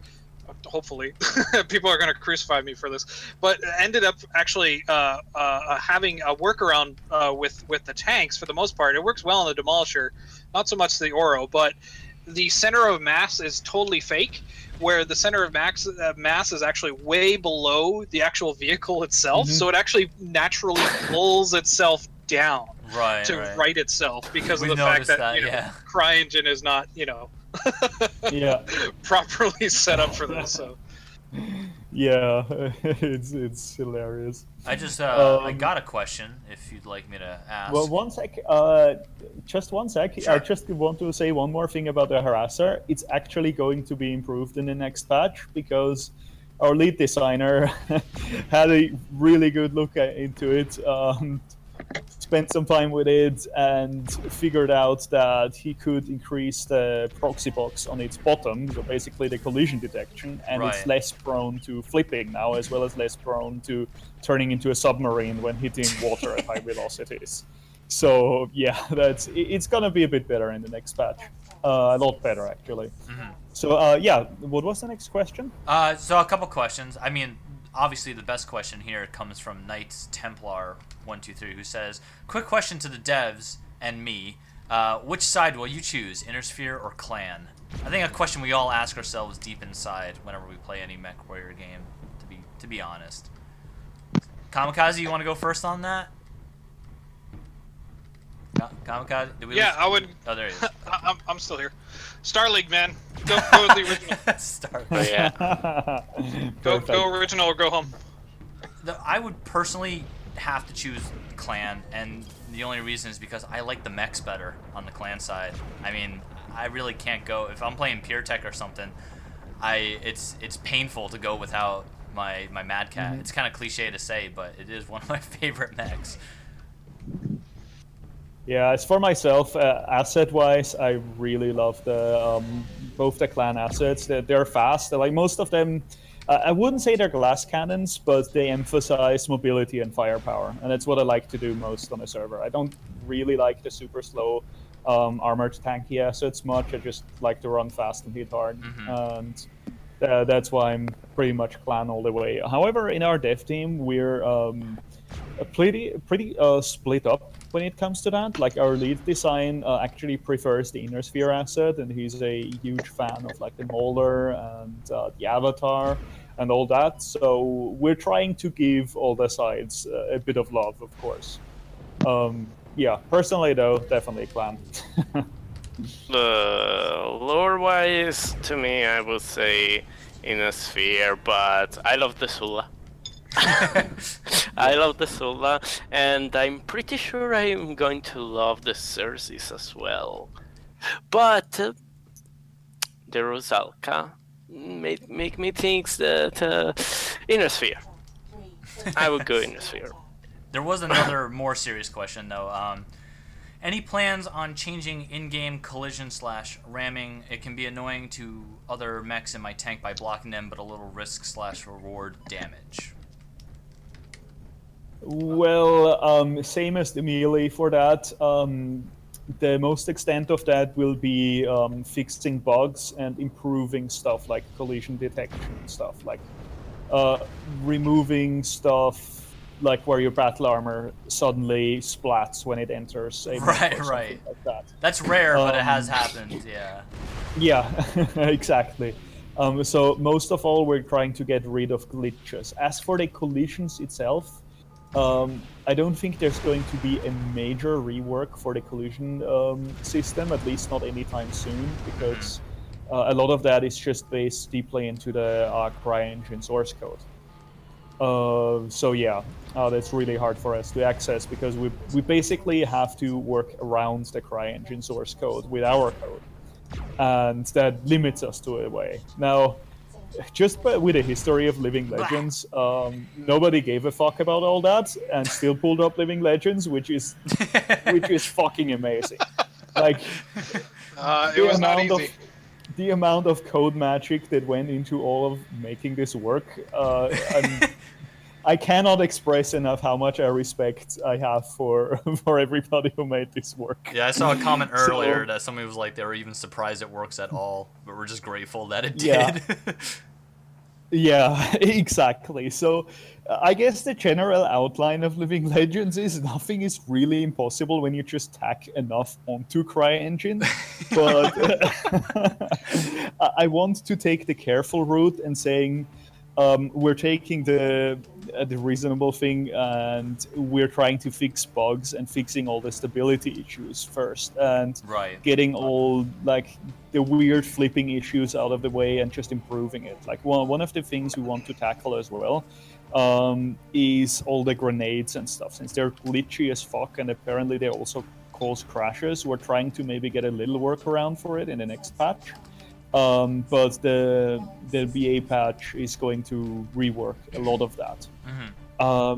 In fact, when's that slated for? Or can you talk about it?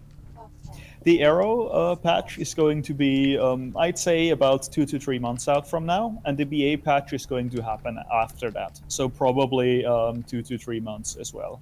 However, we learned with 080 that we are not going to schedule an exact release day really far in advance, because that's how a lot of our game-breaking issues we had in 080 happened in the first place. And the major lesson we learned with that is our release dates are soon. Trademark. Soon trademark. Yes, don't forget the trademark. Soon trademark. Because basically, the reason how all the bugs in 080 happened, we were a new team, we were unfamiliar with a lot of the base that we're working with. Back then, I was one of the people who actually set the deadline for 080 and already made arrangements with like the community with Chaos March and say, yeah, we're going to skip Chaos March for a weekend. And I did that like I think a week or two earlier. And then we already had the arrangements going, and we already had the release announcement up. So we couldn't step back on that because obviously everybody was waiting for the release for 3 fucking years. So we couldn't say, oh, sorry, yeah, we can't release this weekend. Right. So we decided to just go with it. But a lot of the issues that eventually happened, like we reworked the cheat protection, and of course it all went fucking fine during the playtests. And then we figured out, everything goes wrong. Yeah, that's pretty much what happened. So we figured we hadn't tested enough the download of custom maps, because apparently the custom map download just completely fucked over the server, and it actually could make a server crash. Right. So yeah, that was a bit of an oops. That kind of sucked. So that was the reason why Zero had custom maps disabled for a while, just because we had to fix all that kind of stuff. And the second thing we had with the economy, some of you may remember the economy was really harsh, especially towards new players or casual players in 0.8.0. And the thing is, we can't even say we haven't tested it enough. We spent a load of playtests on 0.8.0. Like, in fact, the history of it is, before we even got to change the codes, half a year of our development time was just XML changes and changing all the game, all the variants, all the economy, and a lot of blood and tears went into that, really. Especially our lead designer, Invictus, he put so much fucking work into that. Watch the stream in about a second here. Thanatos goes cartwheeling through the air. That's another thing about like the physics. Yeah, like can we make the mechs a little more weighty in ragdoll mode? I mean, is that a thing? That's why we're not having melee. That's right in a second. That's the reason right there. Oh man, yeah, that is too good. So, so we actually playtested 0.8.7 a whole lot. Now the problem was, all of our playtesters were bloody veterans who played the game for at least 3 years when the 0.7 came out. So yeah, the problem was it worked fine for the veterans. And then we released 0.8.7 and all the news articles came out, and Kotaku and Rock Paper Shotgun and all that, and all the new players came on, and we had a huge player spike that instantly dropped down again because none of the new players made it past an Owens, because it was just so punishing for anybody who wasn't a veteran. Yeah. So that's where 0.8.1 came out, and we tried to address all of that. It was meant to be a hotfix originally, but there was just so much shit that went wrong with the cheat protection and all that, and then actually getting the QA in for making sure we get it right this time. And we really poured a load of QA into 0.8.1. And it kind of worked. Until we figured out that even though we tested every change very thoroughly, the range changes of the PPC that weren't supposed to do anything major, it was just a fucking range change, and nothing in the actual change code got changed. They were tested by single testers by spawning a mech and putting it somewhere way out and just shooting that empty mech with the range.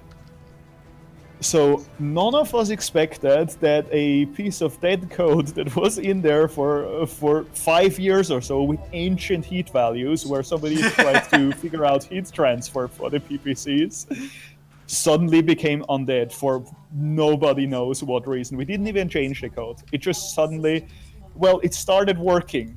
But that kind of working was definitely not what we wanted. Yeah. Yeah. So we pretty much had plasma cannon, and that was the time when the awesome that we all dubbed as mediocre up until that point, PPC change, right? It really started living up to his name. It was fucking awesome. And the lore article that Sarna says, the only thing that can stand up to another awesome was another awesome. Right. That was fucking true. The 4 PPC awesome took on a direwolf in 1 versus 1 and won. And no problem. What was the code doing? It was like transferring a bunch of heat? Yeah, exactly. The target basically got transferred heat. So whenever you hit something with a PPC, a set amount of heat, I think it was like 250 or so, and our heat scale max is 1000 for mechs, got transferred to the enemy. So a single alpha strike from that fucking awesome, from which every PPC took.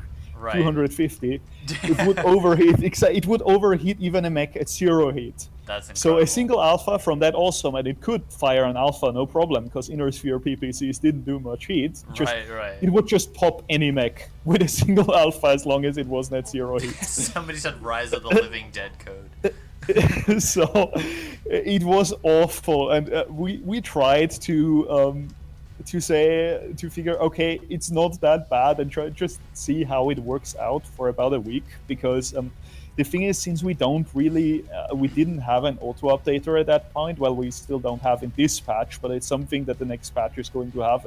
It's going to have a version notifier. Right. Maybe we'll fit in an auto updater. That would be an amazing thing to have, an auto update thing. That would really help out too, because a lot of people are lazy and don't want to download a patch manually and install it, and it's just nice to have. Exactly. Man, Steam. Steam has spoiled everybody. Yeah, exactly. It's made everybody lazy, but I can understand it. It just happens. Because when I grew up back in the day, that's what you had to do to update a game. You had to download the patch manually. You had to do it for all the original MechWarrior games and everything. And we're trying to keep back to the old school of expansion packs, having to install your own patches, I know. move files yourself, change any files, keeping it back to like MechWarrior 2 and 3 days, right? Yeah, definitely, man. Those were the days, man. Those were days. Dial-up. Nobody had time for auto updaters. There you go. I'm surprised that you guys didn't pick up on that heat for the PPC, because like we had that like way back in the day, and I think it was a value that we actually exposed to the PPC weapons, but I don't know, maybe that got lost somewhere, and it was supposed to be commented out, but I don't know where that happened, because it was originally supposed to do like screwing with your HUD and has that crisis. Right, it does do the screw with your HUD thing still. That does happen. It'll also disable night vision if you have it on. Yes, exactly.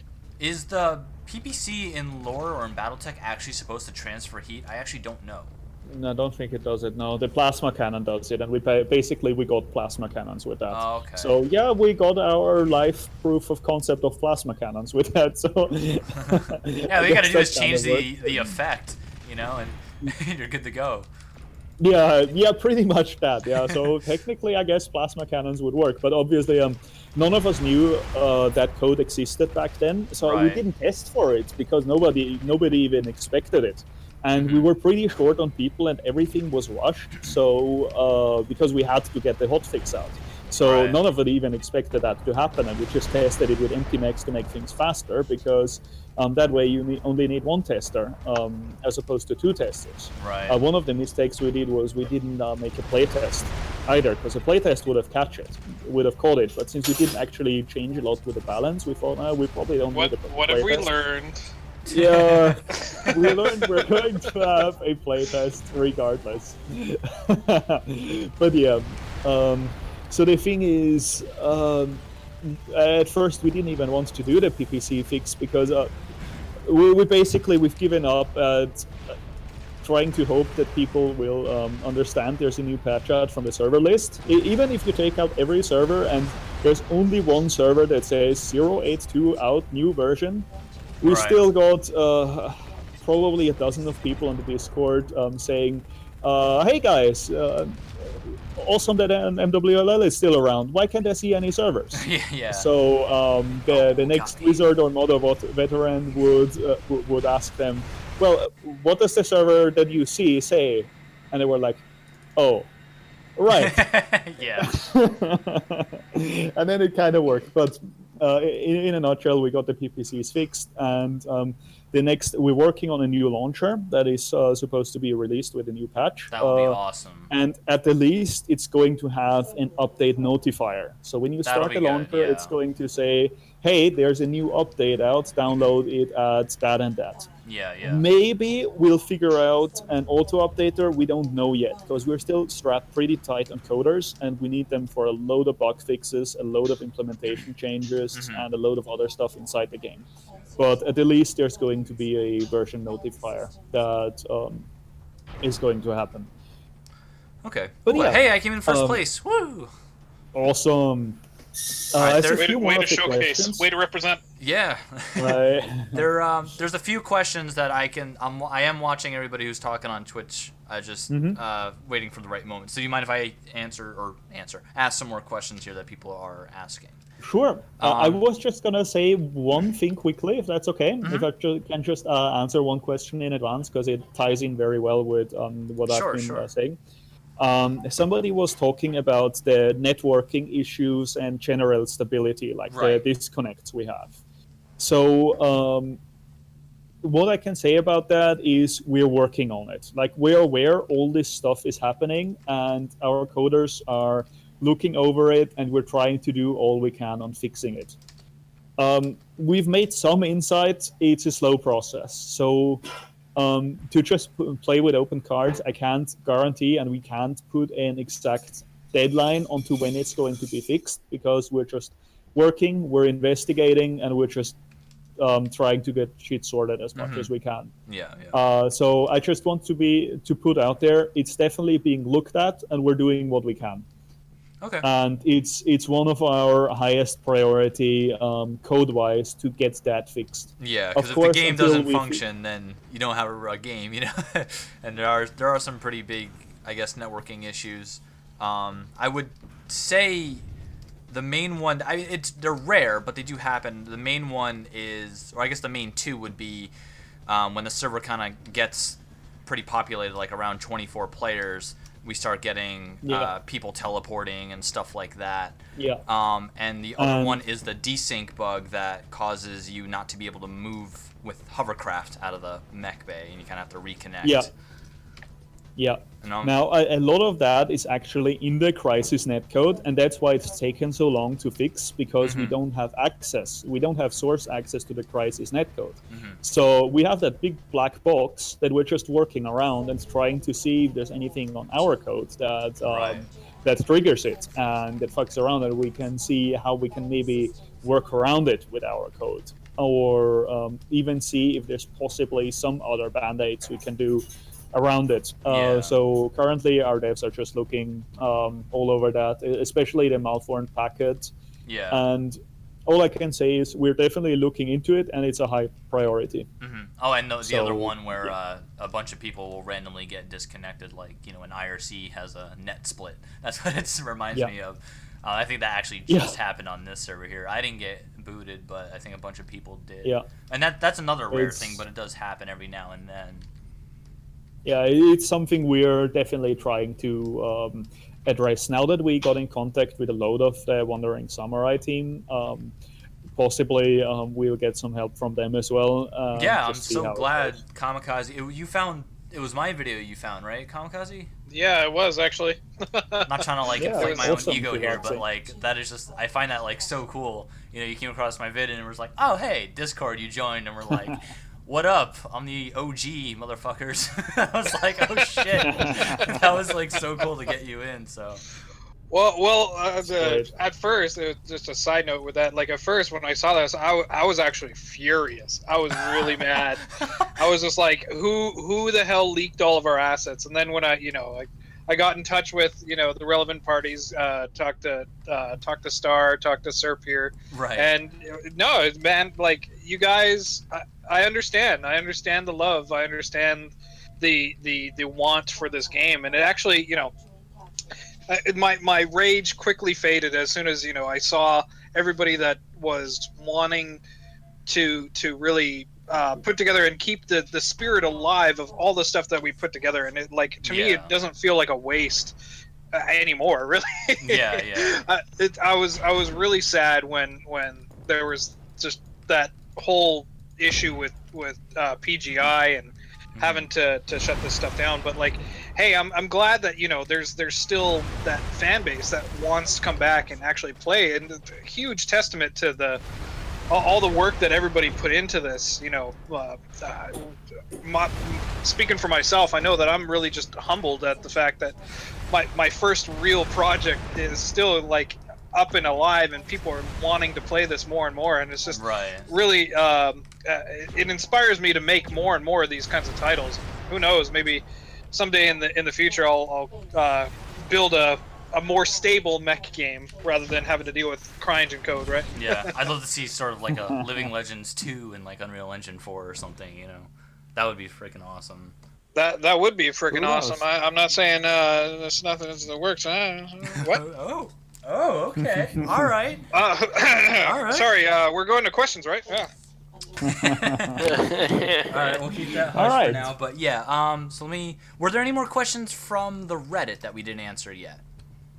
One sec. I had a question of my own actually, more for Serp, and this might be something that other people might want to know as well. Is Chaos March? You guys like held on to the faith? You know, you guys were doing like such a, I guess, a phenomenal job of wanting to keep this game alive. Like, tell me about that. Like after 07, what spurred you guys? What spurred you guys to keep going with this? Well, basically, It's a fucking awesome I must game. say, I was away from the Living Legends community shortly after the 071 release for about a year or so I wasn't actually amongst the guys who founded Chaos March. In fact, Chaos March is what brought me back to Living Legends. Because basically I spent a year and a half I kind of rage quit because Living Legends always was my favorite, pretty much my favorite multiplayer game of all times. And, the blackout of GameSpy happened. Yeah, in fact, Kentax wanted to do some comments on Chaos March as well. He just pinged me.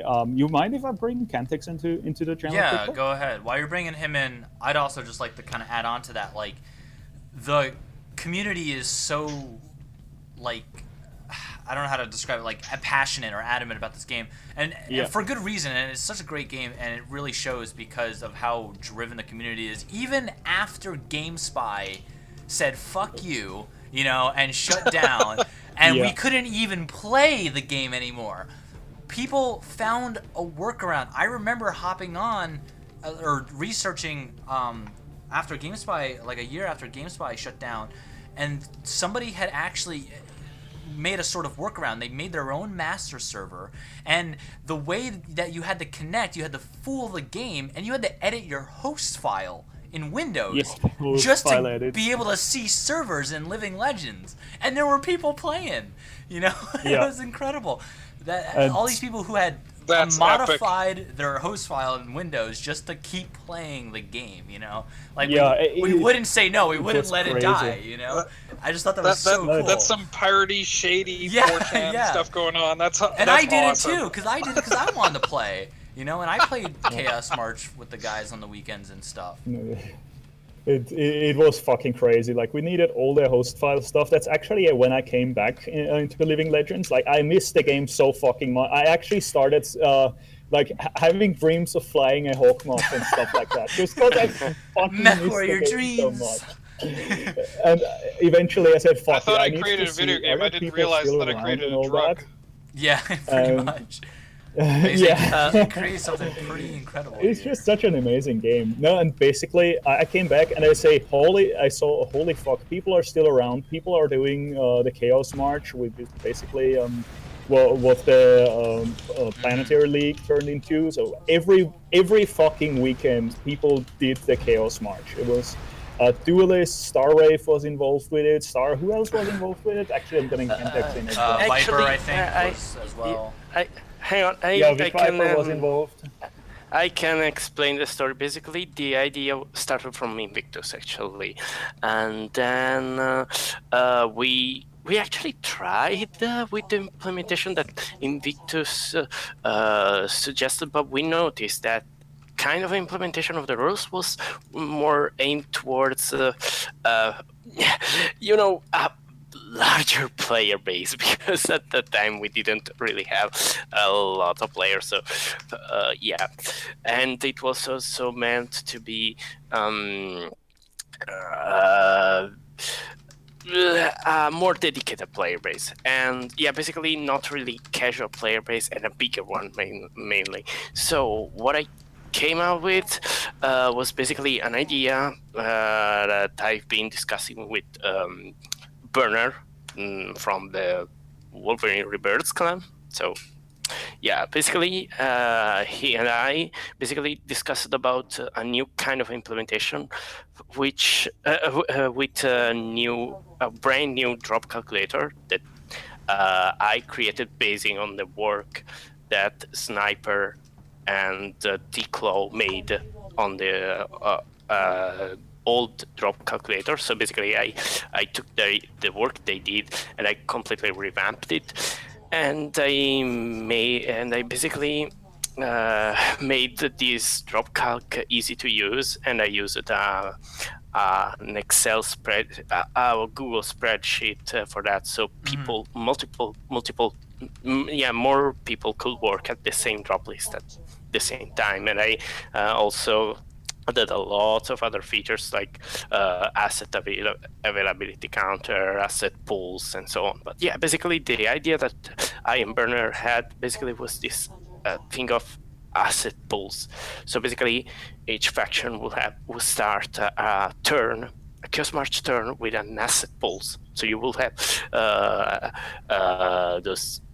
these assets, and you will just create your drop list by cherry picking assets from the start. And the idea that Invictus suggested instead was just different with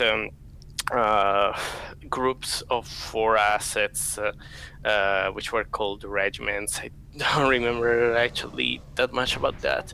Probably Kentax. Oh, hi, by the way. Hey, Kentax. Welcome. Is he in here? Hey, welcome. Kentax. Yeah, just brought him in here. But I don't know if he has his mic on. He just died on the server, so he's probably kind of around. Yeah, he's not muted. Oh, hang on. Let's poke him. Hello. Hey, here he is. There Hey, he is. Kentax. Hello. Hey, Kentax.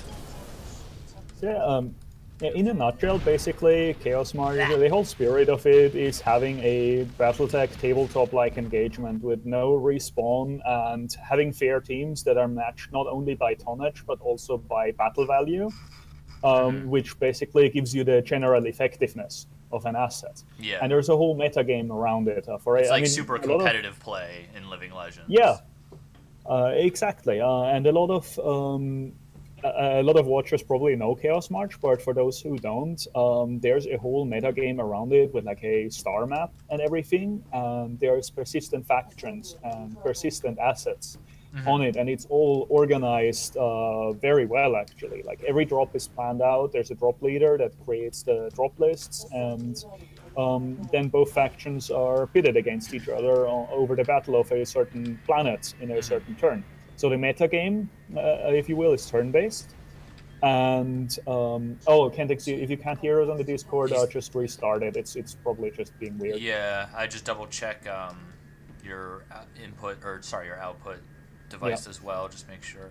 But yeah, try restarting Discord if you can't hear us. So yeah, the meta game is turn-based, and it's fought out in matches. So every faction fights for a planet or any kind of strategic location, and every turn of a faction that attacks, there's up to 5 battles, and basically whoever wins 3 battles wins a planet or defends a planet if the defender wins.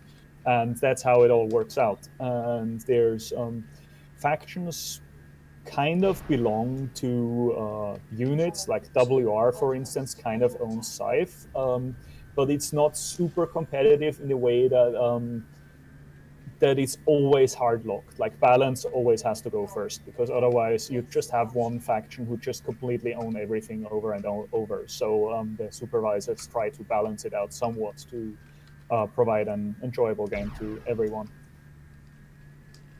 And that's how Chaos March really started with 071, and that's pretty much. I'd probably go as far and say the Chaos March is what kept Living Legends alive until we started all the development, because the pubs were pretty much empty all of the week, and the game, like it was said, a GameSpy thing, it was just fuck. You needed a host file fix that a lot of people had a hard time implementing. You had to edit basically a system file to make that, and only the most hardcore of Living Legends veterans basically they stuck around, but they did stick around, and all the people who made that event, especially our event organizer, like Duelist, most of all. For the last, I think, 3 years now, he's been holding a Chaos March almost every weekend. 2 years, maybe, I think. 2 years now, and he's one of the main Dude, that's guys awesome. who just kept the game going. It's just amazing, and there's a lot more people like him who did amazing stuff like that, like Invictus. And frankly, without the community, we wouldn't be that far, because we wouldn't even have picked up development if we didn't have a community that was that interested. What spurred you guys into development? Oh, I got him. What was the deciding factor? Oh, Well, I can comment on that.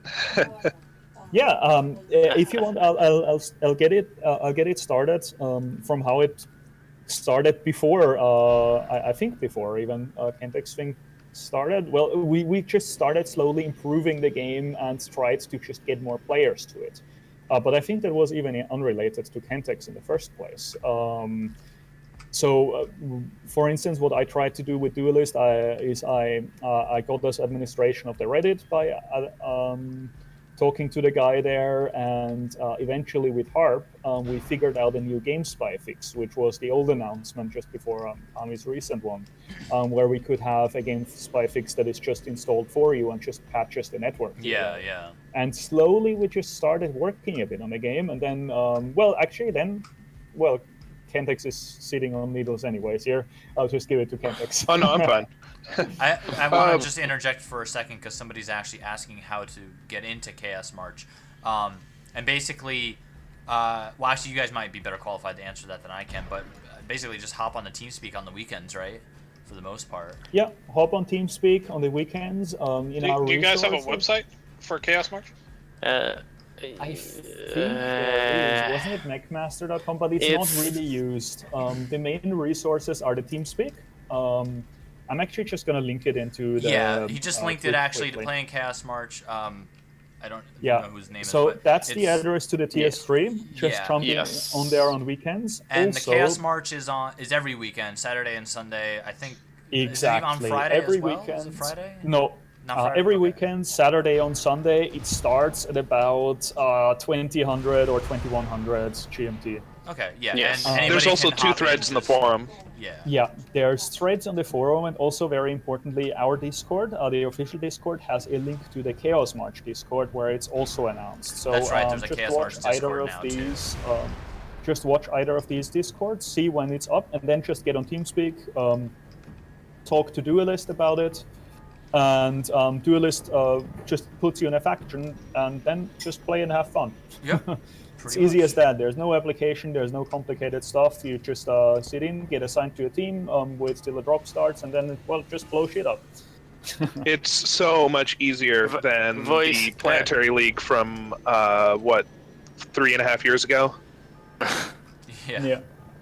So, Kentax, regarding the development and how we got started. Well, you and Korn were the ones who got the stone rolling initially. So, if you want, feel free to give us a quick summary on that. It was pretty funny. I just put this thread up on the MechWarrior Living Legends official forum, asking about I want the build rules, so that I can, dream about variants that could have been, and. There were people like, that stuff's already available, dude, and sent me a link to it. And so then Korn and I started suggesting all these crazy new mech designs, and we're like, wait a minute, how come we aren't developing anymore? And after talking to a bunch of people, we found out more or less the whole story, and after talking to a few people who are interested in development, they're like, well, I guess we could just start then, huh? Yeah. That's pretty much how it happened, and we kind of got the stone rolling with that. Of course, we had nothing to go on, so that was kind of hard. But we eventually managed, although it was about half a year of just getting all the resources we needed, and I ran after a lot of people during that half year. it took a while, and in the meantime, we found out a way where we could just edit the XMLs in the meantime. So yeah. so I remember Invictus that. was just working so hard on getting new variants, getting new XMLs. Back in that time, I was doing more designing at the start. So Invictus had a suggestion for reworking the whole economy, like the chassis prices and all that, because originally like 90% of the price of a mech was just the weapons, but it didn't take into account the how the chassis performs. So you had prices that were all over the place. So after Invictus suggested that we made that 50-50, I got together with Star, and Star made us a little economy calculator of how we could do a new economy pricing system, basically. So I kind of made the foundation of a new pricing system, but I didn't actually get into it very far. Invictus took over very, very soon, and he made this into a one-man show, and in a good way. Like, he's put so much work into that and got all this working. We definitely wouldn't have been that far without him. Yeah. So yeah, that's Care for burnout. Don't stress yourselves too much. It's just a game. we're trying to, No, frankly. it's a I lifestyle. see what they're getting at. It's been pretty busy, like especially the last month. Holy fuck, I've never been so busy with it, just with all the onboarding and stuff. I never got really deeply into the coding or designing or any modeling stuff. Like, I'm actually not really skilled in either coding or that stuff. But I've just always been a people person and got people together. Like the original dev team, how we all got it together. The funny thing is, it was people from all over the community. Like people who didn't even know each other well, because half of the people were from like the Chaos March guys. The rest, some of them were just pubbers. Some of them were on the forum. The other was Clan Jadewolf, who just did their own thing always. And nobody actually knew each other. So one of the hurdles at the start was actually getting people to trust each other and seeing, so can we trust that guy? Can we do it? And eventually we just said, well, fuck it. Either we trust each other or we may as well not do that anyways. Yeah. And then we just slowly got things sorted out. And we got a really small team, well, basically a skeleton crew together. And our first playtests with the XML things, that was how it all started. And eventually we just got more and more people on board. And then I think, when was it? About summer 2016, we had the breakthrough when we finally managed to compile the Living Legends code. Because that took a whole lot of time. Like,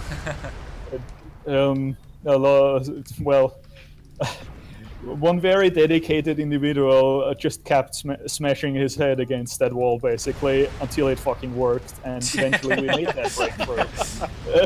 I bet that was fun. So yeah, the theme of persistence is a very reoccurring one for Living Legends.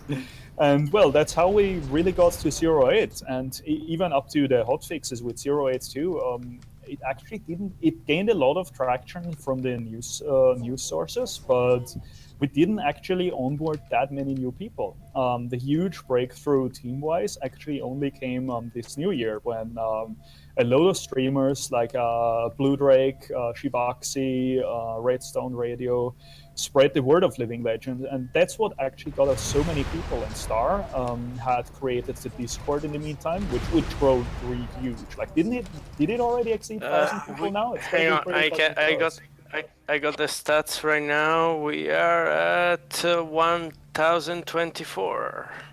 Woo! Yep. Nice. And yeah, Very how many? nice. You guys were at like 4,000 downloads or something from. Yeah, I think the stats that I got were like 3,000 to 4,000 downloads, and Funbox burned through 30 terabytes or something like that. Wow. So yeah, it was Pretty good for a crazy. 7-year-old game. A Yeah. mod, Yeah. if that. It was fucking crazy, especially the Reddit. The Reddit also exploded. Like, Yeah. a single month like December, as a single month, had as many page views and user statistics as all the year before it. And then, no, wait, that was November. Then December came and did this, had the same stats again. And then January came and had 3 times the page views of just December. So it just exploded. And at that point, people started piling into the Discord, and we were still operating on a skeleton crew. So we didn't have a single 3D artist, and we were like, fuck, what do we even do? Because we made a roadmap, but we were really strapped for artists. We were really strapped for coders as well, because our senior coder was doing all of the coding on his own, and it was impossible to just to keep that milestone basically with the team we had.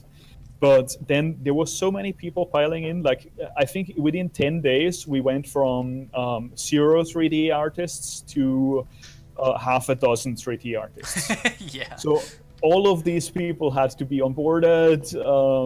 We had to put them on the infrastructure. We had to show them the ropes and everything, how to do stuff. And it was like, January was so fucking busy. It's unbelievable. We got more coders too, so we actually have a pretty bolstered team now. It's still not huge, but hell, at this point it's like a miniature dev studio, really. Yeah. Because I mean, you see some of the people. We kind of stayed anonymous first because we were all a little paranoid about stuff. But then we had a dev meeting earlier this week, and we said, well, every dev who wants to have their name up, well, may as well. So that's how you can see who's working on development on Discord now. But that's actually not all of the team. A lot of our devs are just working on secret. A lot of the devs don't actually play much. Like, a lot of our people are literally just working on the mod because they want to do something productive. So they. You already mentioned that Star is working on the aerospace, but did you mention about his work he's done on the HUD so far? Because he did a lot of work for the 080 release. No, I didn't. In fact, Star put a whole load of work into the HUD.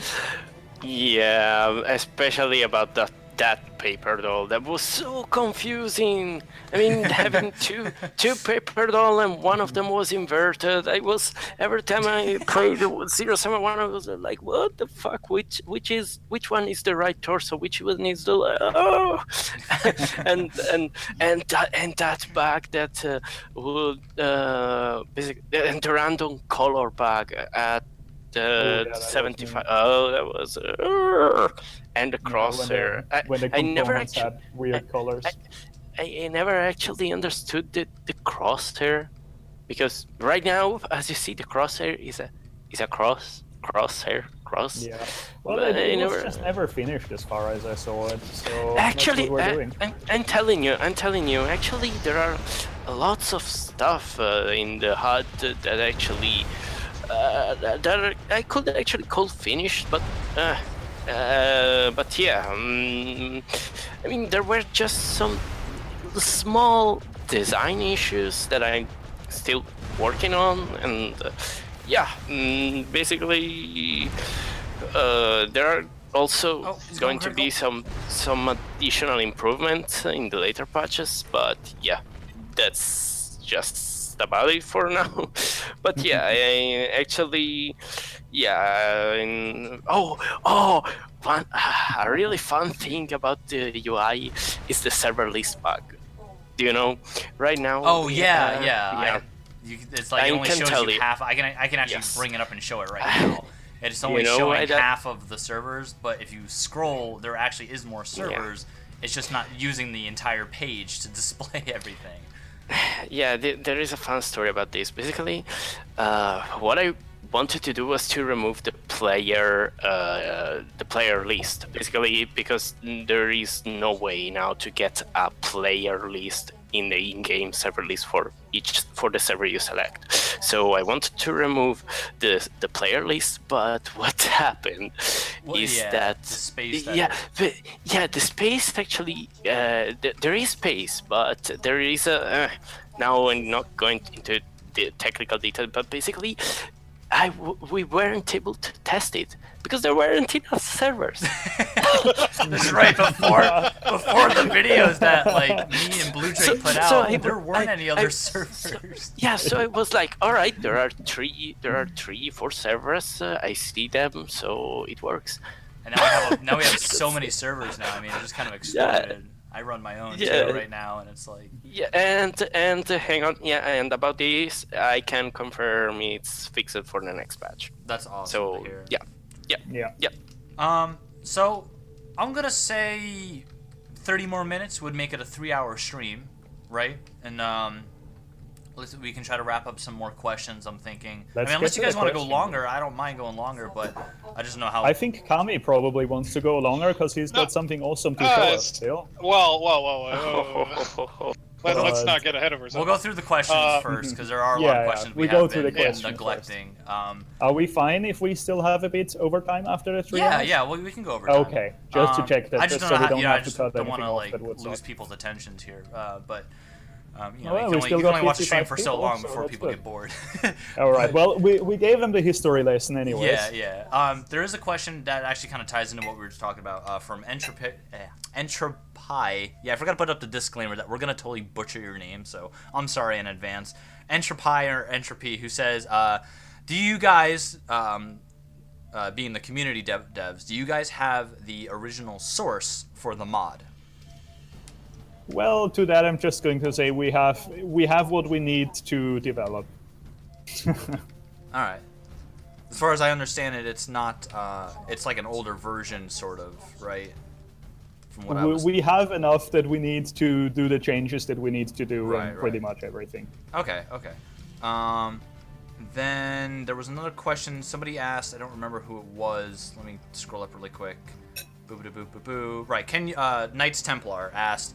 And I don't think you can. He asked, can you color your battle armor, or is it going to be like something you can? Because you can only put camo on mechs right now.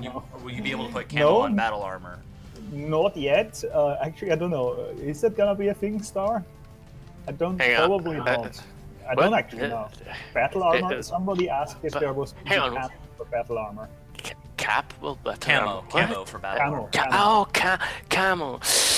I haven't looked into that. Because actually I am the guy supposed to look into the camos. That's true. Because but I can say that there are going to be new camos coming for mechs and ground and for aerospaces too. Because I think that there will be camos also for aerospaces in the next patch. But about camos, might looked into that. Somebody wanted to know if for the BA patch that's going to come out, are we going to be able to take new battle armor types? Yes, there is 2 BAs that are planned. Now, mind you again, the BA patch is still going to be a while out. It's the patch that's going to happen after the next one, and there's still a lot of work that needs to be done with it, especially on the coding side. But yes, there's 2 major milestone assets planned for the BA patch, which are the Phalanx for the Inner Sphere, which is a kind of stealth and snipey BA, and the Gnome for the Clan, which is a basically heavy version of the Elemental, if you will. Right. So these are gonna be heavy BA. It also ties into another question that somebody asked with if BA is going to be able to use their claw. Now, and I think in BattleTech and lore, like the claw was able to like peel armor off. Yeah. Of mechs, you know. Yeah, exactly. So claw for melee, no, most likely not, because see CryEngine melee physics. Right. But we're doing some experimental stuff and seeing if we could maybe just have a BA attached to a friendly mech in a more in a way that's not just sitting on it. But I can't say that we're having to look into it. I have a quick interjection with that, actually, related to the BA claw. I might be able to help you guys out with that.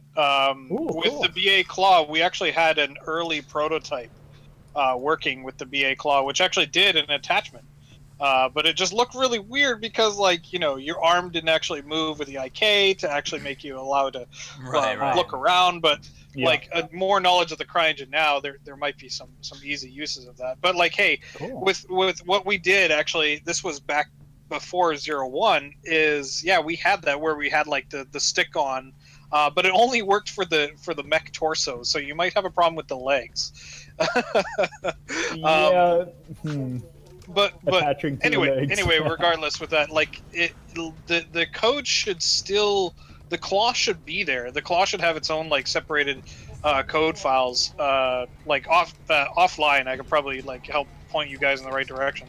But with that as well, like the idea that we had, because like you said with CryEngine netcode and physics, the alternative that we had, I don't know if you guys wanted to do this, is just hypothetical now, I'm just doing my creative director pitch ideas bullshit, but the one idea that we thought about was with the mechs having like helper locations where they're like handhold pre-placed locations, so that way they acted as like pseudo vehicle seats, but only like BA could attach themselves to it, if you know what I mean. So that way they could still like have their own being able to look around, very similar to the Crisis vehicle seats, where you could actually sit in there, but you'd still be able to shoot from with your guns. Like that's totally up to you. I'm just spouting nonsense. I'm not involved with the BA patch. That's what we're going to look at. In fact, that was the idea that was brought up too. Hey, there you go. All right. It's great to hear it. We're definitely going to come to you for a few questions for that. Yeah, sure. You just volunteered yourself. Somebody else said, Zeno426 said, should ask to reconsider using the Golem instead of the Gnome. Unlike the Gnome, it has no claw to worry about. I guess the Golem being one of the battle armors. Well, the main reason that we're going to use the Gnome is that the Gnome is already modeled. Okay. This was modeled previously by like Kamikaze's team. Yeah, Shivaxi, remember the link I've sent you to the forum? I did show that earlier. I did show that earlier. Yeah. Maybe you could bring it up again. That would be awesome. I'll bring it up again. Yeah, let me bring it up again because somebody also asked if any of the 3D models are going to be updated, and I do believe there was a new model for something in there. Let me just... Regarding updating the 3D models... The Blood has a new model, right? It's something... no, we haven't actually updated any new models, yet for 082, at least not much. We made a few tiny things, like the Bushwhacker now gets a Bushwhacker shoulder launcher with a cross pattern, basically. Yeah, the X launcher, like in MechWarrior 3. Yeah, I'm bringing up that. I got that page up right now showing off like the Annihilator work in progress and the Marauder. And that looks like, the third image here looks like a Blood Asp. It looks like a new modeled Blood Asp from what I can tell. Very that is Vlad's Blood Asp. It does look really nice. Vlad's Blood Asp. I don't actually know. No idea where it is actually. I think that was from Vlad's private thing. Yeah, here's one of the BAs. I think this is the Gnome. Yeah, the fat one is the Gnome, and the one with the glowy visor and the big gun is the Phalanx. Yeah, okay. And these were what's coming in the BA patch, right? Exactly. These two are what's coming for the BA patch, as well as a general BA rebalance, and we also want to put in a few little things, like the Hephaestus, the hover tank, is probably going to get a little infantry bay. It's not going to be able to allow things to buy things, so as to not make the APC completely invalid or useless, but infantry is going to, be also, like aerospace in the coming patch, be a more organic part of the game. Like there's a few more other really cool concepts that we have in plan, but since it's all concept stage yet, I don't want to promise everything and then we figure out, nah, we don't want that. So for the BA patch, there's going to be a bigger announcement soon, trademark. Okay. But yeah, there's definitely BAs coming. So, let's see. Let me just double check, a little bit of a... Did, just a personal favorite mech of mine, did you guys, I'm not sure past, 05 what mechs actually got put in, but did the Masakari ever make it in? Yeah, the Massacre Yes, is it in. is. Oh, right on. Holy crap. Where have I been? If I have a chance to take it, I'll take it and show. I think I took it earlier. Once I die here, I'll take it again and show you. But yeah, Massacre is in. It's very nice too. It also looks fucking badass. Rockin'. Oh yeah. Somebody else asked. El Clasicos. Oh god, I'm gonna horribly butcher these names. Cockpits. Our cockpits gonna be the model's gonna be finished for like I know there's missing cockpits for the Solitaire, the Kit Fox, the Atlas. You know, are these gonna be finished, or are they planning on being? As for cockpits, that's something that's gonna be worked at by the side. Like, none of the patch is going to be held up by the cockpits, and our main focus now is bringing the new assets in. Yeah, I assume. However, I assume a lot of modeling stuff will come later. We will slowly, over time, work on cockpits a little bit, mainly on the really ugly ones. In fact, we already did. Yeah, like the mech I'm in right now, for example, has. I love that Warhammer. Yeah, Warhammer has like no interior, it's just like a slit that you look through. And there's other cockpits like the MK2 that look like they're completely finished, but there's no textures and the monitors don't display anything. You know, would love to see those finished. Really good example, like Kuma's cockpits that looks fine for the mesh itself, but the actual textures are completely broken all over the place. Because for the cockpits that are finished, like the Vulture and the Owens, those look awesome. I love the way they look, and I like how I'm gonna. So the Hollander. I'm gonna sort of take a little stab at I guess PGI. Yeah, Hollander too. But I don't like in like MechWarrior Online where the interiors all kind of look the same. You know, it's using the same texture sets, the same colors, panels, and all that. You know, so I like how in Living Legends, going between mech and mech, the cockpit looks very different. You know, incredibly different, down to the textures and you know what's actually used, what you can see, the colors, the interior design, and everything. And it's something I really, it's something that was always kind of lacking for MechWarrior 4. You know, MechWarrior 4 didn't really have really good interior cockpits at all. MechWarrior 3, though, on the other hand, did do that pretty well. I did like MechWarrior 3's interior cockpit designs. We shall always keep MechWarrior 3 as like the holy grail. Yeah. I love, I mean, MechWarrior 3 did a lot of things right. Yeah. Like the animations, all the feeling, the scale. You know what's sort of sad is that what's sort of sad. We're going a little off topic here, but I guess not sad. In a way, though, like MechWarrior 3, still to this day, which came out in 1999, has hands down the best mech animations ever that we've seen in a mech game because they did so many things that other games didn't do with the way the mechs move. You know, like. Rotating feet. Down to just rotating. If you're turning the mech doesn't like do that little steppy thing like in MechWarrior 4 or MechWarrior Online. It actually You don't like the dance? No, the feet actually separately rotate and will warp and conform to the terrain, including your legs, with every step that you take and every turn and twist that you take. You know, and it was so cool. Such a and don't forget. And don't forget real-time terrain deformation. Yeah, that was the other thing. You could blow holes in the ground with missiles. Yeah. I'm like, this 1999. What the? How come we don't have that anymore? God, I miss that stuff. I do like. There's a lot more destructible stuff in Living Legends, though. At least, like the trees look really nice when you destroy those. The fences, some of the concrete walls can also be taken down, which is cool. Well, the one thing that back in the day, actually, Krim was working on this quite a lot, but never got terribly far with it, was we were trying to actually do the rotating of the toes, so that way they actually like had an IK grip to the actual ground. So like a lot of the times you also see like mechs that are standing on a hill, they're not like pivoting their legs when they're kind of like slanted, when they're looking, you know, perpendicular to the ramp of the hill.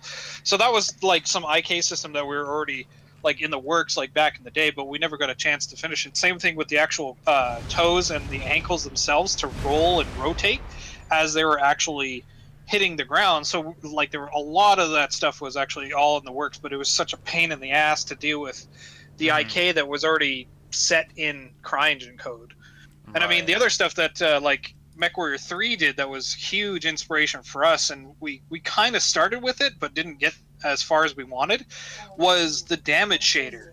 I love the fact that, like, in MechWarrior 3, when you shot somebody, especially with, like, lasers, you can burn off their armor, and you can see, like, the internals and everything. Oh, yeah. Yeah. They had really cool damage effects. I love that. Yeah, dude. So we started actually doing some of that stuff, and I was making some prototypes back in the day with, like, the Uzil. So, like, when you shoot off the Uzil's shoulders, they actually fall apart. And what we wanted to do was actually build out more of the internal stuff, and we were doing this actually a little bit with the Atlas, but like the models probably got lost. But like a lot of that stuff, that's the stuff that we wanted to do, and we had ideas of actually building that stuff into the engine, and you can see like that actually ends up. It's actually ended up a part of the damage shader for Star Citizen, so that's actually pretty funny. Right, because you guys worked on Star Citizen, right? Yeah. But I'm not going to get into Star Citizen. I'm not associated with CIG anymore. So other people just also mentioned in MechWarrior 3 how the cockpit glass could crack and get scuffed up if you got shot in in the cockpit area. That was actually something that we were trying to do with the Mark II as well, actually, because there was damage shaders that were already inherent to Crisis for the glass. Oh, and so we actually had for vehicles. Yeah. Oh yeah. I totally forgot about and also for buildings too. So all that is all there. They're just in prototype stages. It's just that never got taken to its finish. Yeah. Because the one thing that it's a feature in the game already, but it's not visible at all. But there is cockpit damage that you can actually do onto other mechs. So if you actually shoot somebody in the head, like I think you're in a Novacat right now. I didn't quite see what mech you jumped into. Yeah.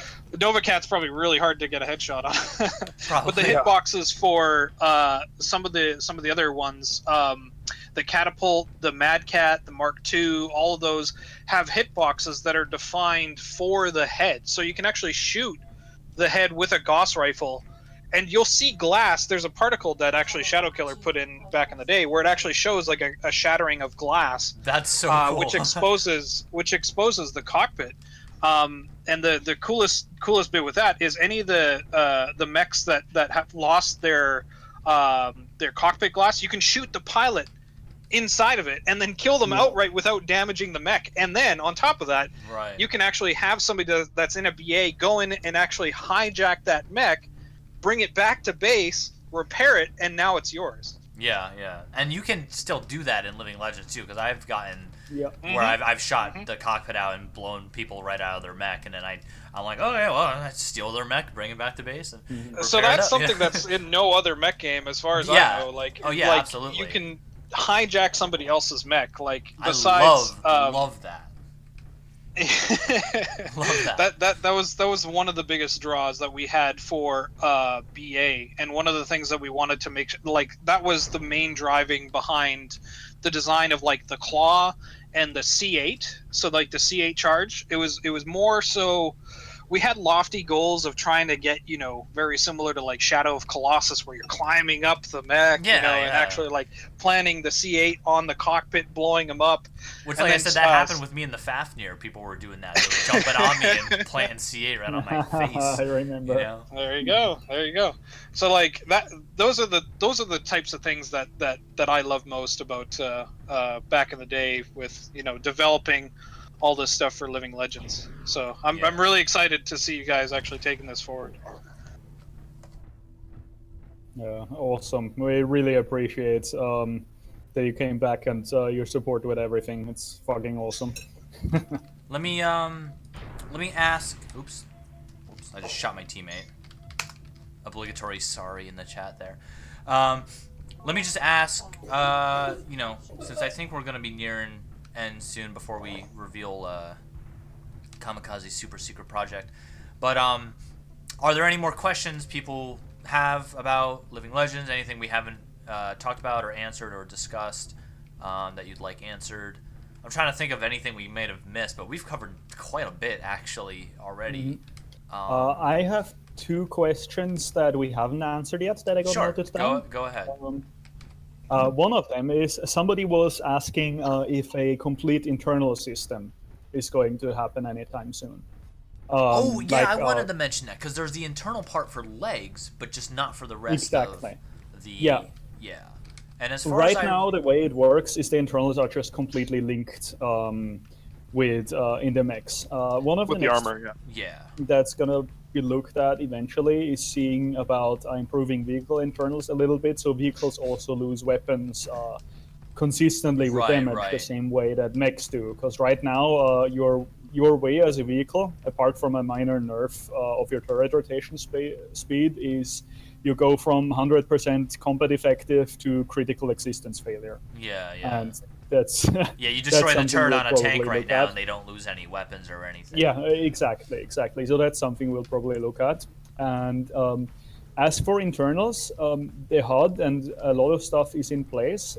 Design-wise, we'll see about the ifs and when of implementation. It's probably not gonna. No, it's definitely not gonna happen in the next patch. But it's not Yeah. ruled out that we'll eventually bring it in. As far as I remember it, correct me if I'm wrong here, but like the paper dowel for the internals is actually already there, but we just can't see it because Yeah. the color changes with the armor. And Yeah, from yeah, what I can confirm. From yeah, what I it's, remember, yeah. Basically, it's the way it works is that you don't see that there are internal.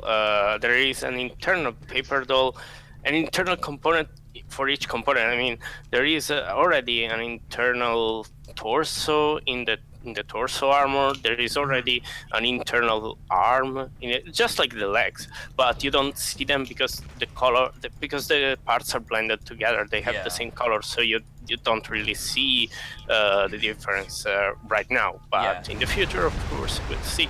And same thing is for the health bars below the paper doll. Right now, you see that whenever you take damage at the legs, there is an outer bar and there is an inner bar. The outer bar is basically the armor health, and the inner bar is actually the thin bar is actually the internal component. So everything in the paper doll is already in place. So yeah, from what I pieces remember, are in place. It's just not a hard milestone yet. Right. From what I remember, because the leg internals do work, and for the rest of the arms, the torso, and the center, the way that works is, wasn't there some armor offset? Like you guys just kind of bumped up the armor to make up for the lack of a real internal, right? I believe. Well, the leg armor buff has a bit of a longer history in Living Legends. Okay. Back, I just meant think, like like to 5 match years. like having internals for the other components. There was like a little bit of an increase just to like match having internals to sort of like replicate, right? I think. You mean on the main components or on the legs? Like or... no, I mean like on the arms and the torso. Isn't there extra armor to replicate like internals? Well, it's basically summarized in one. Yeah. If there was internals introduced in the main system, then mechs wouldn't just get suddenly tankier. It would be balanced. That's what I'm saying. Yeah, like if the internals do eventually get implemented, it's not like armor values would really change. It would just be offset. Like say there's like 40 points of armor on a torso. Well, it would then be kind of split where they're like, okay, now it's 35 points of armor, but the other 5 went to the internals. So it would still take the same amount of shots or whatever to effectively kill that component, right? About the same. There would probably be little differences just with the amount of armor slapped on, but yeah, it would be approximately the same. Right, because in order to destroy a component like a weapon in, say, like the right torso, you have to destroy the internal, right? Yeah, exactly. Yeah. The internal needs to be destroyed. It's the same with the leg. And actually, you start limping when the armor is destroyed, I think. Yeah, you do start limping when the armor is destroyed on a leg. When the internal is destroyed on a leg, that's when you kind of fall over and become a pogo stick. Yeah, that's when you become a turret. Yeah. I would like to say something about that. I would like to see you guys allow, because I noticed you can't do it right now. But when you do lose a leg and you fall over, for mechs that have jump jets, the jump jets are disabled when you're... They're not.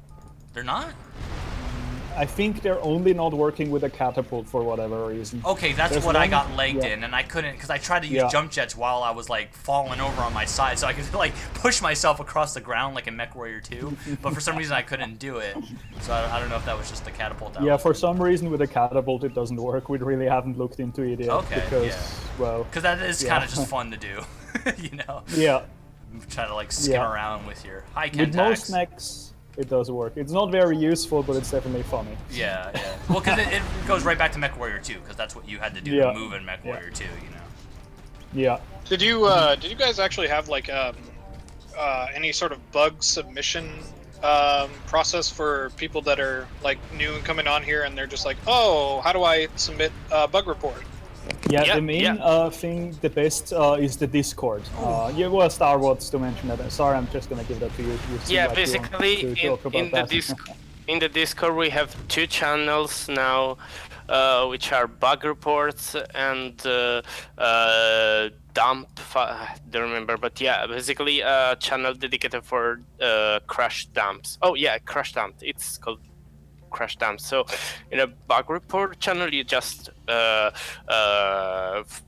you just describe and provide screenshots or even videos about the various bugs you can encounter in the game. And the crash dump upload, basically it's a channel where you can upload the crash dumps. There are instructions of how to get them. So if you guys want to contribute in fixing bugs and helping us figure out the crashes and so on, so please read the pinned messages in those channels and Yeah, and just Discord, I'd say, help is the us. best place to report at Discord. Yeah, most importantly, if you submit a bug report, it's super awesome that you do. It's really helpful to us, so keep doing it. Just keep in mind one thing: make sure you run the debug DLL with it. The pin Yes, post yes. explains how to do it, because the non-debug DLL, the bug reports, the crash logs, sadly, aren't really useful. Mm-hmm. And Kamikaze, I'm in a massacre right now, by the way. I see this. I am very, very excited. I took the G with the 4 LB5Xs just because. Long range shotgun. Massacre is pretty fucking awesome. Yeah. Somebody But actually leg asked. internals. This is for Kamikaze. The turret sound when it does like the blah, wah, you know, kind of alarm when it detects something. Somebody wants to know, is that from Uprising, Join or Die, or is that from Call of Duty? Where did you take that from? That was in Crisis. So That was if- in if Crisis, was it? Yeah. It sounds just like the Call of Duty alarm thing from like Probably. Call of Duty 2 It's a or something. It's just like the Wilhelm scream. Like everybody Yeah, uses it, right? Everybody uses it. Yeah, it's like the klaxon sort of alarm there. Sounds. So if anybody is to blame or legal rights or whatever, you should like have Crytek like get involved with that, because that was their sound. They Okay, all right. I wasn't sure where that came to from. the 20 people that actually played Power Struggle of Crisis, the multiplayer, they actually had turrets that actually did the same thing. So we just ripped off their turret code, and anytime it detected something, it played that sound. And we're like, hey, whatever, we'll just keep Yeah. it. Well, I We'll like replace it because eventually, right? Yeah. No, I like it because it's a good like, oh shit, there's a turret on me, you know. Oh damn, I'm trying to LBX5 I this. know, leg internals have quite the history in Living Legends. Like back before the internals happened and the leg armor buff, legging was a little sport, and there was one clan that really hated being legged. So of course everybody liked them, right? Yeah, and then there was another clan who really Dishonorable loved man. actually legging them, just because they hated it so much. It was hilarity ensued. Eventually, leg armor got buffed because, well, legs right now are just over proportionately well armored in Living Legends, mainly because getting legged isn't really the most fun game mechanic. Because Yeah, you're well, not you dead, learned from you're MechWarrior basically- 3 what happened there.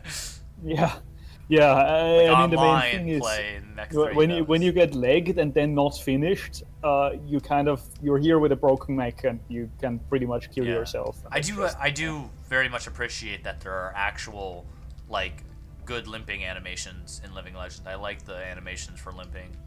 You know, there's always something I missed from like MechWarrior 3. MechWarrior 4 did it actually alright, pretty well.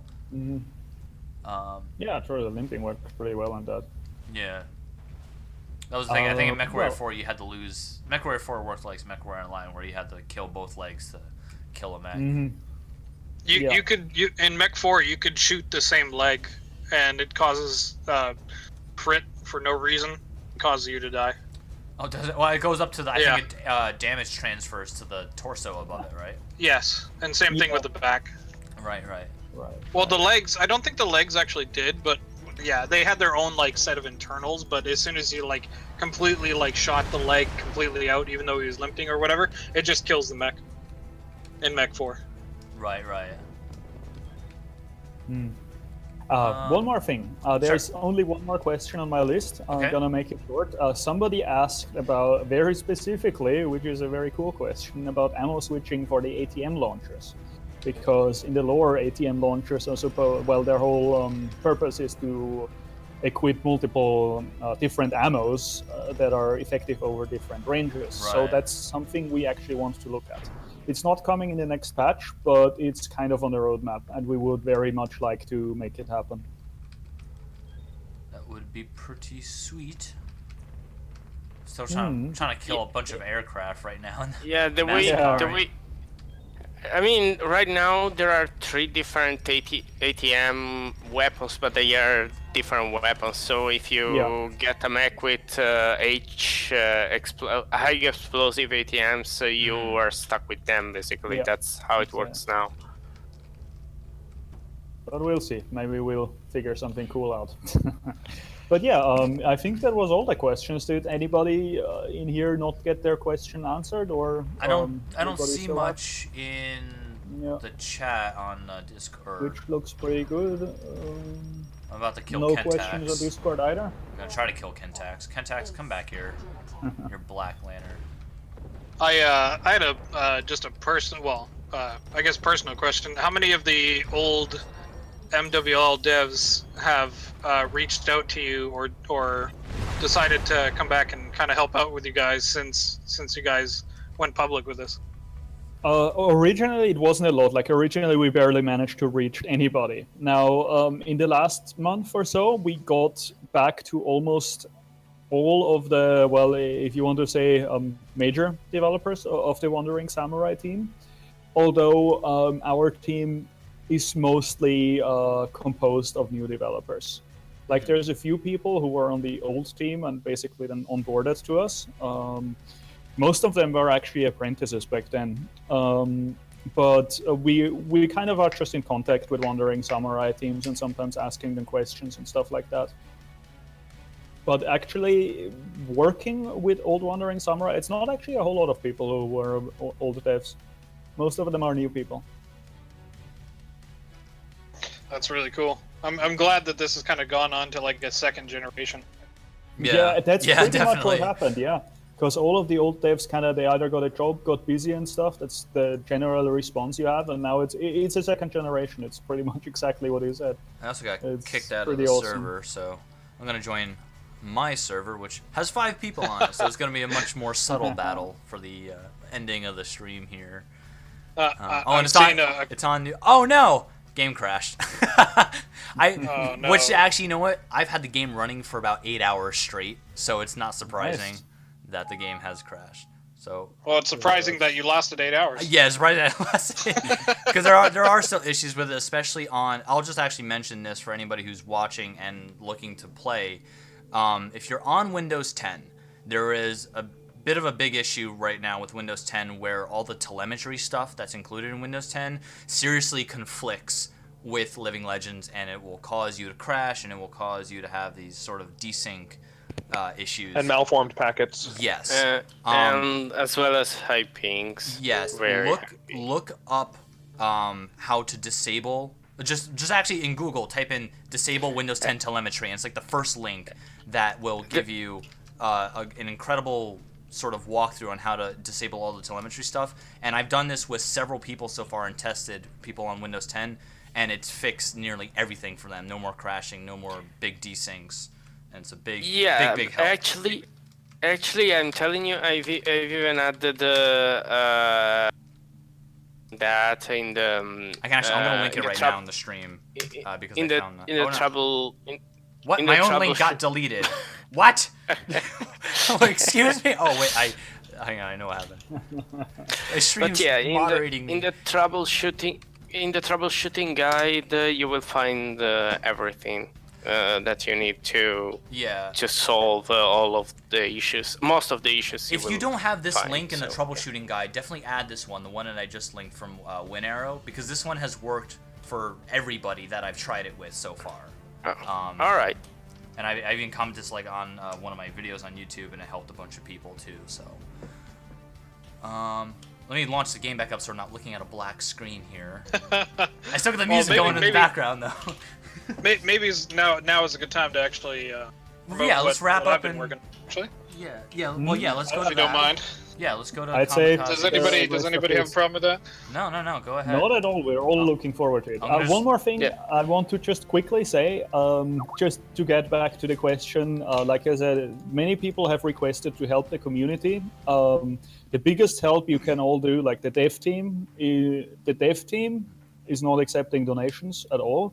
But help us by spreading the link, letting everybody know about Living Legends, and just do PR. PR is the thing we need the most. So talk to YouTubers, message every YouTuber, because the more they'll hear that people are on this, the more we'll get. And honestly, the only reason, I mean, other than making the game, of course, but the big breaking point that we got at this year, well, how we got so many people is that so many YouTubers and so many people spread the word, and that's what we need for Living Legends. So I can't stress enough, spread the word for us and do that and help out. There's one more thing. I think the Huntress servers are still doing a fundraiser for their server. As a little disclaimer, as a little disclaimer, they are not at all affiliated with the dev team or development. No, none of them are. It's just their private server is doing a fundraiser so they can upgrade their server, and we have more servers for Living Legends.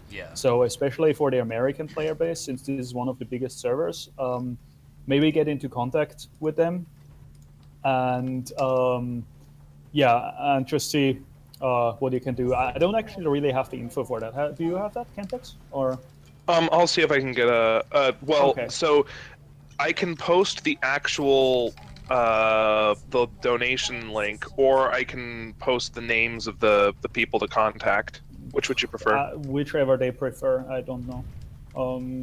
Whichever you think works better for them. All right. Give me a second. I have your link ready, by the way, Kamikaze. Cool. But yeah, I really don't want to hold up Kami any longer. No, don't worry about it. So as soon as Kentax has posted that, I'm really looking forward to seeing all the stuff you want to show us. All right, I put it in the Twitch chat. So everybody who wants to help Huntress out, click the link that Kentax was posting here. Yeah, and just remember, this is for helping out the individual servers and getting more servers running, not directly affecting or giving money to the developers of Living Legends right now. Because we're not, not accepting devs are not accepting money, but we need PR help. So just spread the word. That's the biggest help to us, honestly. Yeah. Well, I just got my these guys that have been hosting these servers, I mean, they've been keeping them up for the last probably a year and a half or more on their own dollar. So. And I'm running a server myself, just right out of my own home, just to help out. Which is so does Fanbox, so does Shooter. I mean, there are a lot of people. Fanbox is also not accepting donations. Yep. Yes, right. My donations come from sweet YouTube ad revenue, right? There we go. Spoiler alert: I make jack shit from YouTube. Okay. Yeah. But anyway, no, I mean, I got the bandwidth for it, so I just wanted to host the server because I want to support the game, honestly. And the other thing I wanted to host was because there weren't really any servers like in US East, and I'm in Florida, so it helps out with people in the US playing. can kind of have a better ping instead of playing on European servers. Close to Europe. Yeah. Do you guys have a good spread of servers across the globe? I think we do now. Because I know mine's US East. We have a bunch in Europe, and then I think there was somebody or a couple people running in like the West Coast. Yeah, we have an Australian server as well. Thanks to Dave Sparrowhawk for doing that. It's fucking awesome. And I'm really happy for all our Australian players. I played there for a match or two as well, just to see what it is for them. And I'm even happier now that they have a server, because playing with 400 ping is a challenge. Oh, and yeah, this is to somebody who's asking, because I knew this was gonna come up. Somebody's asking, damn it, Shiv, I'm still waiting for the next MechWarrior 3 episode. It is coming. It's gonna be the next video that I put out. I know it's kind of like way off topic, and I'm sorry for being kind of narcissistic here, but it is gonna be coming. Next video I put out, it's already recorded and everything, and I'm just finishing editing. Well, actually, the next video will be this live stream that goes up on my channel. And then I'm continuing the MechWarrior 3 Let's Play. So don't worry about that, because I've had people yelling at me about that. Like, I see comments on other people's YouTube channels that are like, when is Shiv finishing the MechWarrior 3 Let's Play, you know? Like, it's ridiculous, but... Because I kind of took like a 5-month hiatus on that. But yeah, it's happening, don't worry. Anyway, let's pass this over to Kami now, who is going to... Sweet. Kind of tell us some awesome things. Let me get that link up and on the stream. Yeah, sure. I've since put it up on IndieDB. The game that I'm actually working on, this is I'm not working on this full time. I hope to soon, actually. This is a game that I've been working on mostly as a solo project, but I've pulled in like a few old MechWarrior Living Legends devs to come and help me out, actually. So the game that I've started working on, I deemed it, called it Solar Warden. It's its own unique IP. This thing's all about a mix between basically like a 3D version of asteroids mixed in with a 6 degrees of freedom movement that you are basically defending Earth against incoming asteroids that are persistently going to be dealing damage to Earth, and actually on the metagame having like sort of XCOM style economy with that. So basically you're flying around very similar to like Freelancer or Starlancer, or Elite Dangerous, defending Earth from incoming asteroids. And this is all being done in Unreal 4. So I have all the source code and being able to do all the things that I never could have done with like MechWarrior. So the main bits with this, I've already started work on even like a multiplayer aspect of this. So I wanted to actually put in maybe some dogfighting at a later patch, later release. But I wanted to make sure to get the single player element of that. So I have also with the insides of the asteroids is actually going to be spawning all of these crystalline entities. So they're very much like these rock creatures or like silicoid kind of aliens that will try to actually stop you from destroying their beehives as they're bombarding the planet. Right. So this is all of defense of Earth in orbit. And what I wanted to do for even the second installment of this game as well is I wanted to have like a planet side section of this. So I wanted to actually bring back and kind of rekindle the kind of ground assault that you have from MechWarrior, from Living Legends, and having like heavier battle suits and even pseudo mechs, if you will, from that would actually be stopping the alien invaders, since they will be already hitting the planet, and you can pull in your save game from the first game and then assault them on planet Earth in the second game. So if you wanted to run the videos there as well. Yeah, I was going through all the images and I just pulled up the video now. All right. Let me try to run it in HD here so it doesn't look like total ass. There we go. This looks actually really cool. I like the way this... I mean, obviously it looks freaking beautiful because of what I'm using for. It looks so awesome. Yeah. And it's Unreal. Ship design is really cool. Oh, I love the way the asteroids break apart. That is so freaking cool.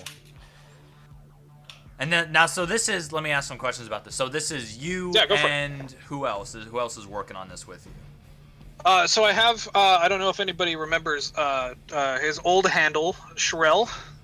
He's actually the guy that did a lot of the mechs. He actually did a lot of our concept art early days for like the original infantry, and he did like the awesome for the 3D art. He did a bit of the Shadowcat. He did like I guess the Atlas, the Mauler, and all those mech legs. I think he had a help in the Atlas as well as completely doing the Mauler. So he's helping me out. He's doing a lot of the concept work that you saw for the aliens. And I also have another guy. He actually he wants to remain anonymous right now, but he's helping me out with actually the 3D ship models and also the aliens.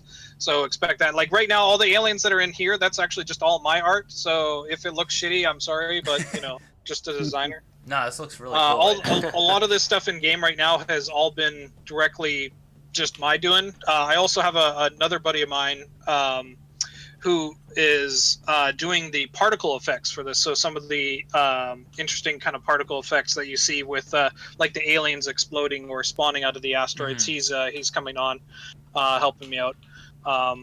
He actually doesn't want to.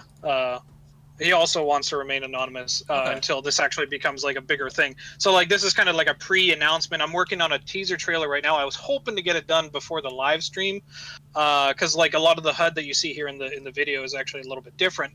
And also I have some voiceover work from my lovely fiance, who's also a voiceover actress, and we've gotten together like a good cast of different people who are also in the film and movie industry.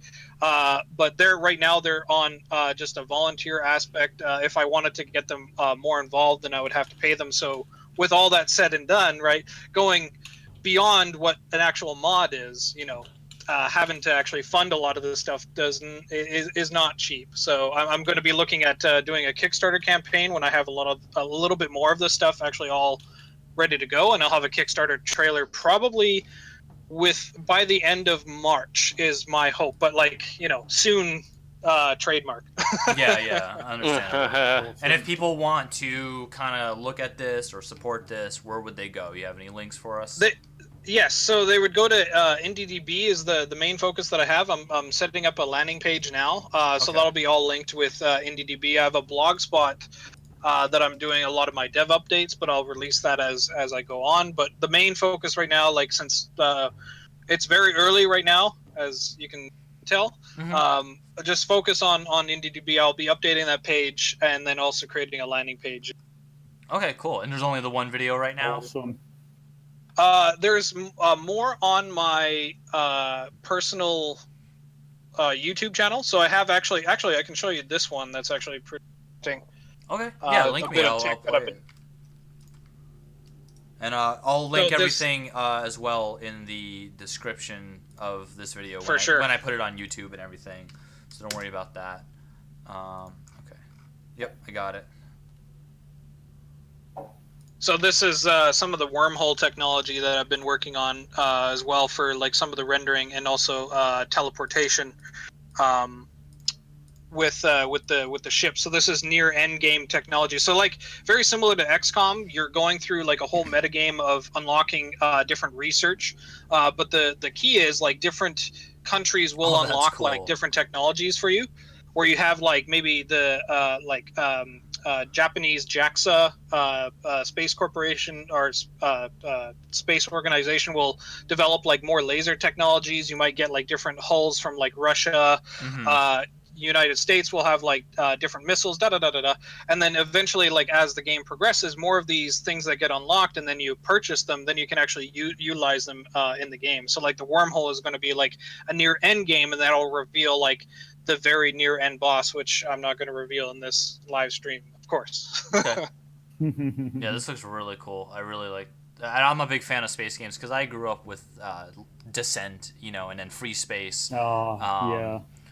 So I like a lot of the old school sort of space shooters, so this kind of intrigues me, especially asteroids. I mean, I definitely played some asteroids back in the day. It looks so awesome. Yeah, it's kind of like that whole hybrid mix between that. Like thinking back to the spawning of the ideas of MechWarrior, that came from the same thing, right?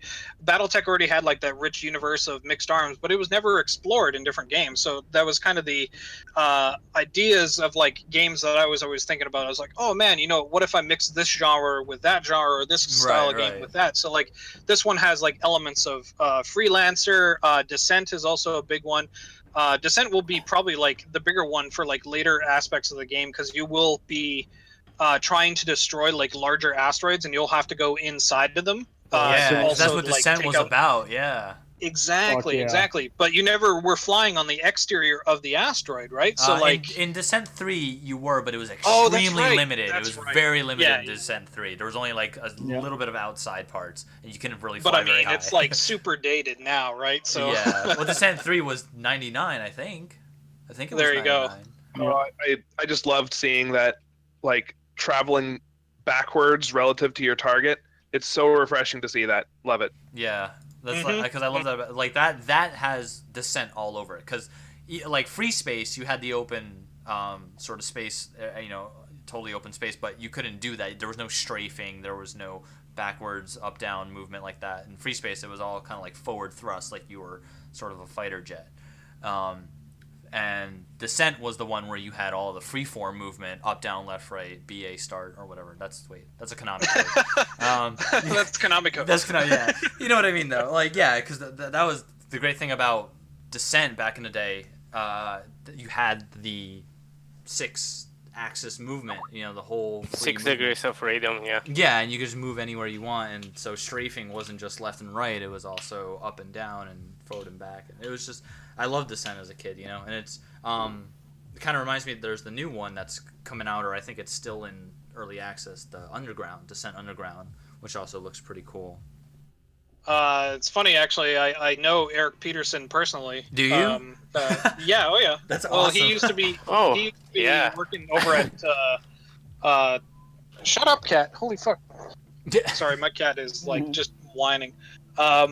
Yeah, Eric Peterson actually used to work over at Cloud Imperium. But he had separations with Chris, and then started his own thing with Descent Underground.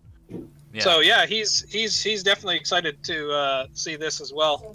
That's pretty awesome. I'm really happy that his launch also worked out really well. Mm-hmm. So there's like mutual admiration for those kinds of games. That kind of genre, I guess what you would say. I guess like 6 Degrees of Freedom now is like a genre suddenly on Steam. Yeah, so sort I'm of. like, hey, great. Kind of its own sort of, IP, if you wish, or whatever. But Right. That last video there, I don't know if you wanted to show it, but it was more of showing like the kind of meta game related to that as well. So it's like showing like what I wanted to be with the overview. This video is of course like all work in progress. I'm gonna work more on the art of the HUD and everything like that. But it's going to show like all the economy, so very similar to like an XCOM overview of planet Earth, and you'll be able to see like different impact points of where the asteroids actually impacted and hit, and took out different cities. That's cool. Wow, I see that. And then the whole bit with this as well was to link in having it so that there's very like no load times as well, is like so that if you had like all of your, because this is basically like in the level as it is, right? So you can go in, decide to go customize your ship, change out your different loadouts to like different either Gatling guns, different missile launchers, etc., and then just jump in right away, and then you're launching like right there, right on the spot. So it's all like all inclusive. There's no like sitting there waiting for like the mission to load or whatever. Screens and everything. Everything is all like all inclusive into that level right there. That's really cool. Yeah, this looks really neat. I don't know how well this is going to show up on the stream because, of course, live stream. I got all the video compression with the. Yeah, it's all cut together like that. So yeah, as long as it's readable or seeable here, but yeah, this looks really cool. I'm actually kind of excited for this. Another one I'm excited about, just to kind of talk about games with sort of a spaceship flying genre. Something new coming out called Drone. Have you heard of Drone? I have not. Let me just throw up a video about this because Drone actually emailed me and were like, "Hey, you wanna promote our game or something? Because we saw you had a YouTube channel." I was like, "Well, I usually only do gameplay stuff, you know, like I don't exactly, what do you call it? I don't really just sort of do like trailer breakdown videos or anything, but I will just show it off during the live stream here because I guess why not? Drone is really cool, where it's like basically you're building. I guess you're building sort of drones, right? And then you have these arenas where it's like team deathmatch or deathmatch. But the cool thing about it is that they have a very interesting level editor, where it's a multiplayer level editor. You can build levels with other people in real time. Nice. And it's this really expansive level editor. Tribes. Yeah, and it looks so fucking cool. And I mean, if you're looking at the video right now, some of the visuals look really impressive. I don't know what engine it is, but there's like all different types of drones you can build, and it's gonna be like sort of like, I guess this sort of like deathmatch, sort of like there are flying drones, there's walking drones, there's hover drones. Cool. I mean, there's not much info on it right now because they haven't even started a Kickstarter. They've just been emailing people like me. Multiplayer. One question for Kami regarding single player and multiplayer. What is Solar Warden gonna focus on more, or is it just gonna be both, or? At first, it's going to be primarily focused on single player. So the first launch, the initial launch that I'm going to be doing with the Kickstarter, is going to be focused primarily on the single player aspect. But I wanted to release a separate module that's an add-on on top of that. That is going to be multiplayer focused. So it is going to deal with dogfighting, and then also like very similar to like a swarm. Or what does Gears of War call it? Like kind of like an invasion, Horde? a horde. That's what it is. So like a horde style with that. Cool. So that way That's you're actually awesome. defending Earth with your buddies, right? So you're actually going through, but it's more of an arcade style. So very similar to not Left 4 Dead, the other one, the not Left 4 Dead title. Daisy. You know, not Daisy, Not but Daisy. the. Oh man, Rust, I can't remember. 7 Days to Die, Minecraft. I don't know. There's been so many like. That's really fucking close to Left 4 Dead, but I can also not think of its name. You know what I'm talking about, where you had the whole buy section where you got into your little hideouts and then you actually bought like different weapons. So it's very similar to that, where you're actually in between the different rounds that are coming in with the different asteroids, ramping up the difficulty with different aliens that are coming in. Then you're actually going to be swapping out your weapons kind of on the fly with that, and then trying to actually defeat the entirety of all the hundreds of waves that I'm going to be. Stars in a gold Mad Cat again. Damn it, he killed me. Is he cheating with give me C-bills? Yeah, I forget what the command. Well, I just haven't been playing because I've been showing No, off all this stuff. that command doesn't work anymore. The get gold skin command. Give me C-bill. I think it doesn't even work. It was supposed to be disabled for live distribution. So like for release builds. Yeah, I'm pretty sure it is. That would be pretty awkward if it wasn't. Oh, did you guys keep? You guys kept the C-bill sharing, right? Yes. Oh yeah. Yeah. Okay. It's Awesome. limited to 10k, but yeah, it's still in. We nerfed it. Yeah, we nerfed it to 10k. Because if it's more to 10k, it's just ridiculous. Because you can basically roll out a die sheet from the start, and it's just like what? Yeah, if everybody kind of gives you money, yeah. Yeah. But 10k is a pretty good amount. It works pretty well because it forces the team to coordinate, and it still gets very good results. Especially since the ranks have been reworked in 0.8. The whole ranking system just works a lot more better and fluid now. I almost just stepped on it. That's awesome. Oh god, there is a. Whoa. Well, looking forward to play with you as well, Kami, when you're around. Of course. When I have time, oh man, I'm basically doing. Our team is getting destroyed here. Yeah, doing double duty. So yeah, like with Solar Warden, I'll definitely keep you guys notified as to any new releases, trailers, whatnot. I'll post it on Discord and Reddit and all the rest of that. Kill me. I look forward to your guys' support. We're happy to support you. show us all the cool trailers. Let us know when it's getting close to the Kickstarter. I'm pretty sure Absolutely, everyone man. here in Living Legends really wants to help your new project. Thank you guys. Thank you so much. That means a lot. And Well, you two guys, like, we should definitely- thank you. Because we are Definitely here wish you because guys of the you, best. you know. Oh yeah. I mean, I never figured that this game would like have this kind of a shelf life, but it really just shows, you know, like Blizzard actually has like their main kind of mantras around their orc statue in their courtyard that they have, and one of their main shields, their kind of main core principle is gameplay first. And really, like, if you have the gameplay for your game, that's going to outshine anything else in the game. Everything else is all secondary. I mean, like, just look at the shelf life of this thing, man. It's really amazing. I just flew into the Vulture in spectator mode, Yes. and there's a little sign on the side that says, "Yes, I made this cock."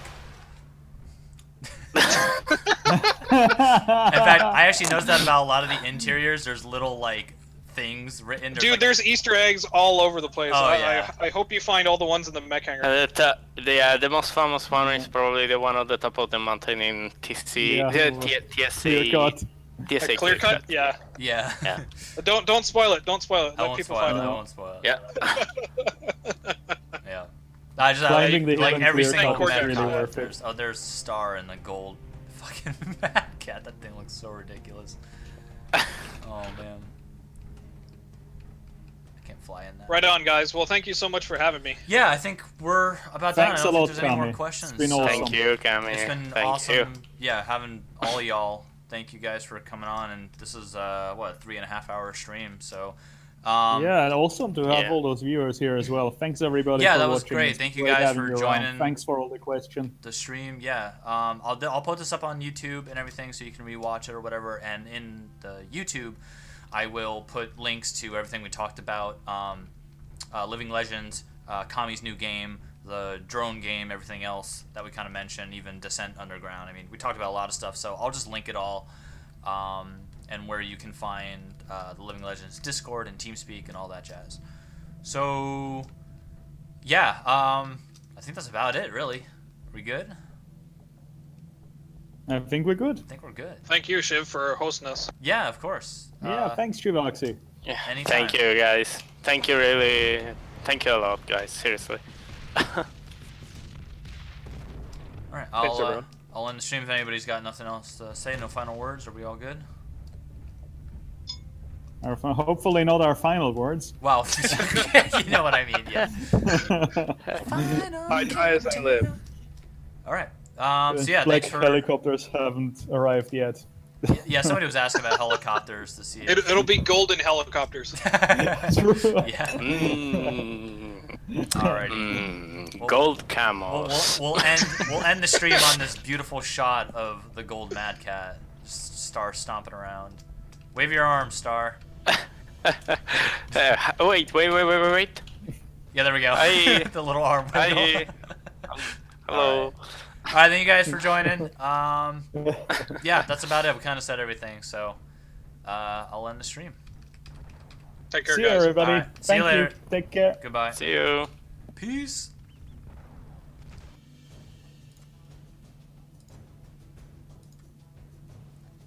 If I could actually end. Oh God, wait a minute. Where's the stop button? There it is. Okay. I'm good. There's no stop button. I know how to stream and things.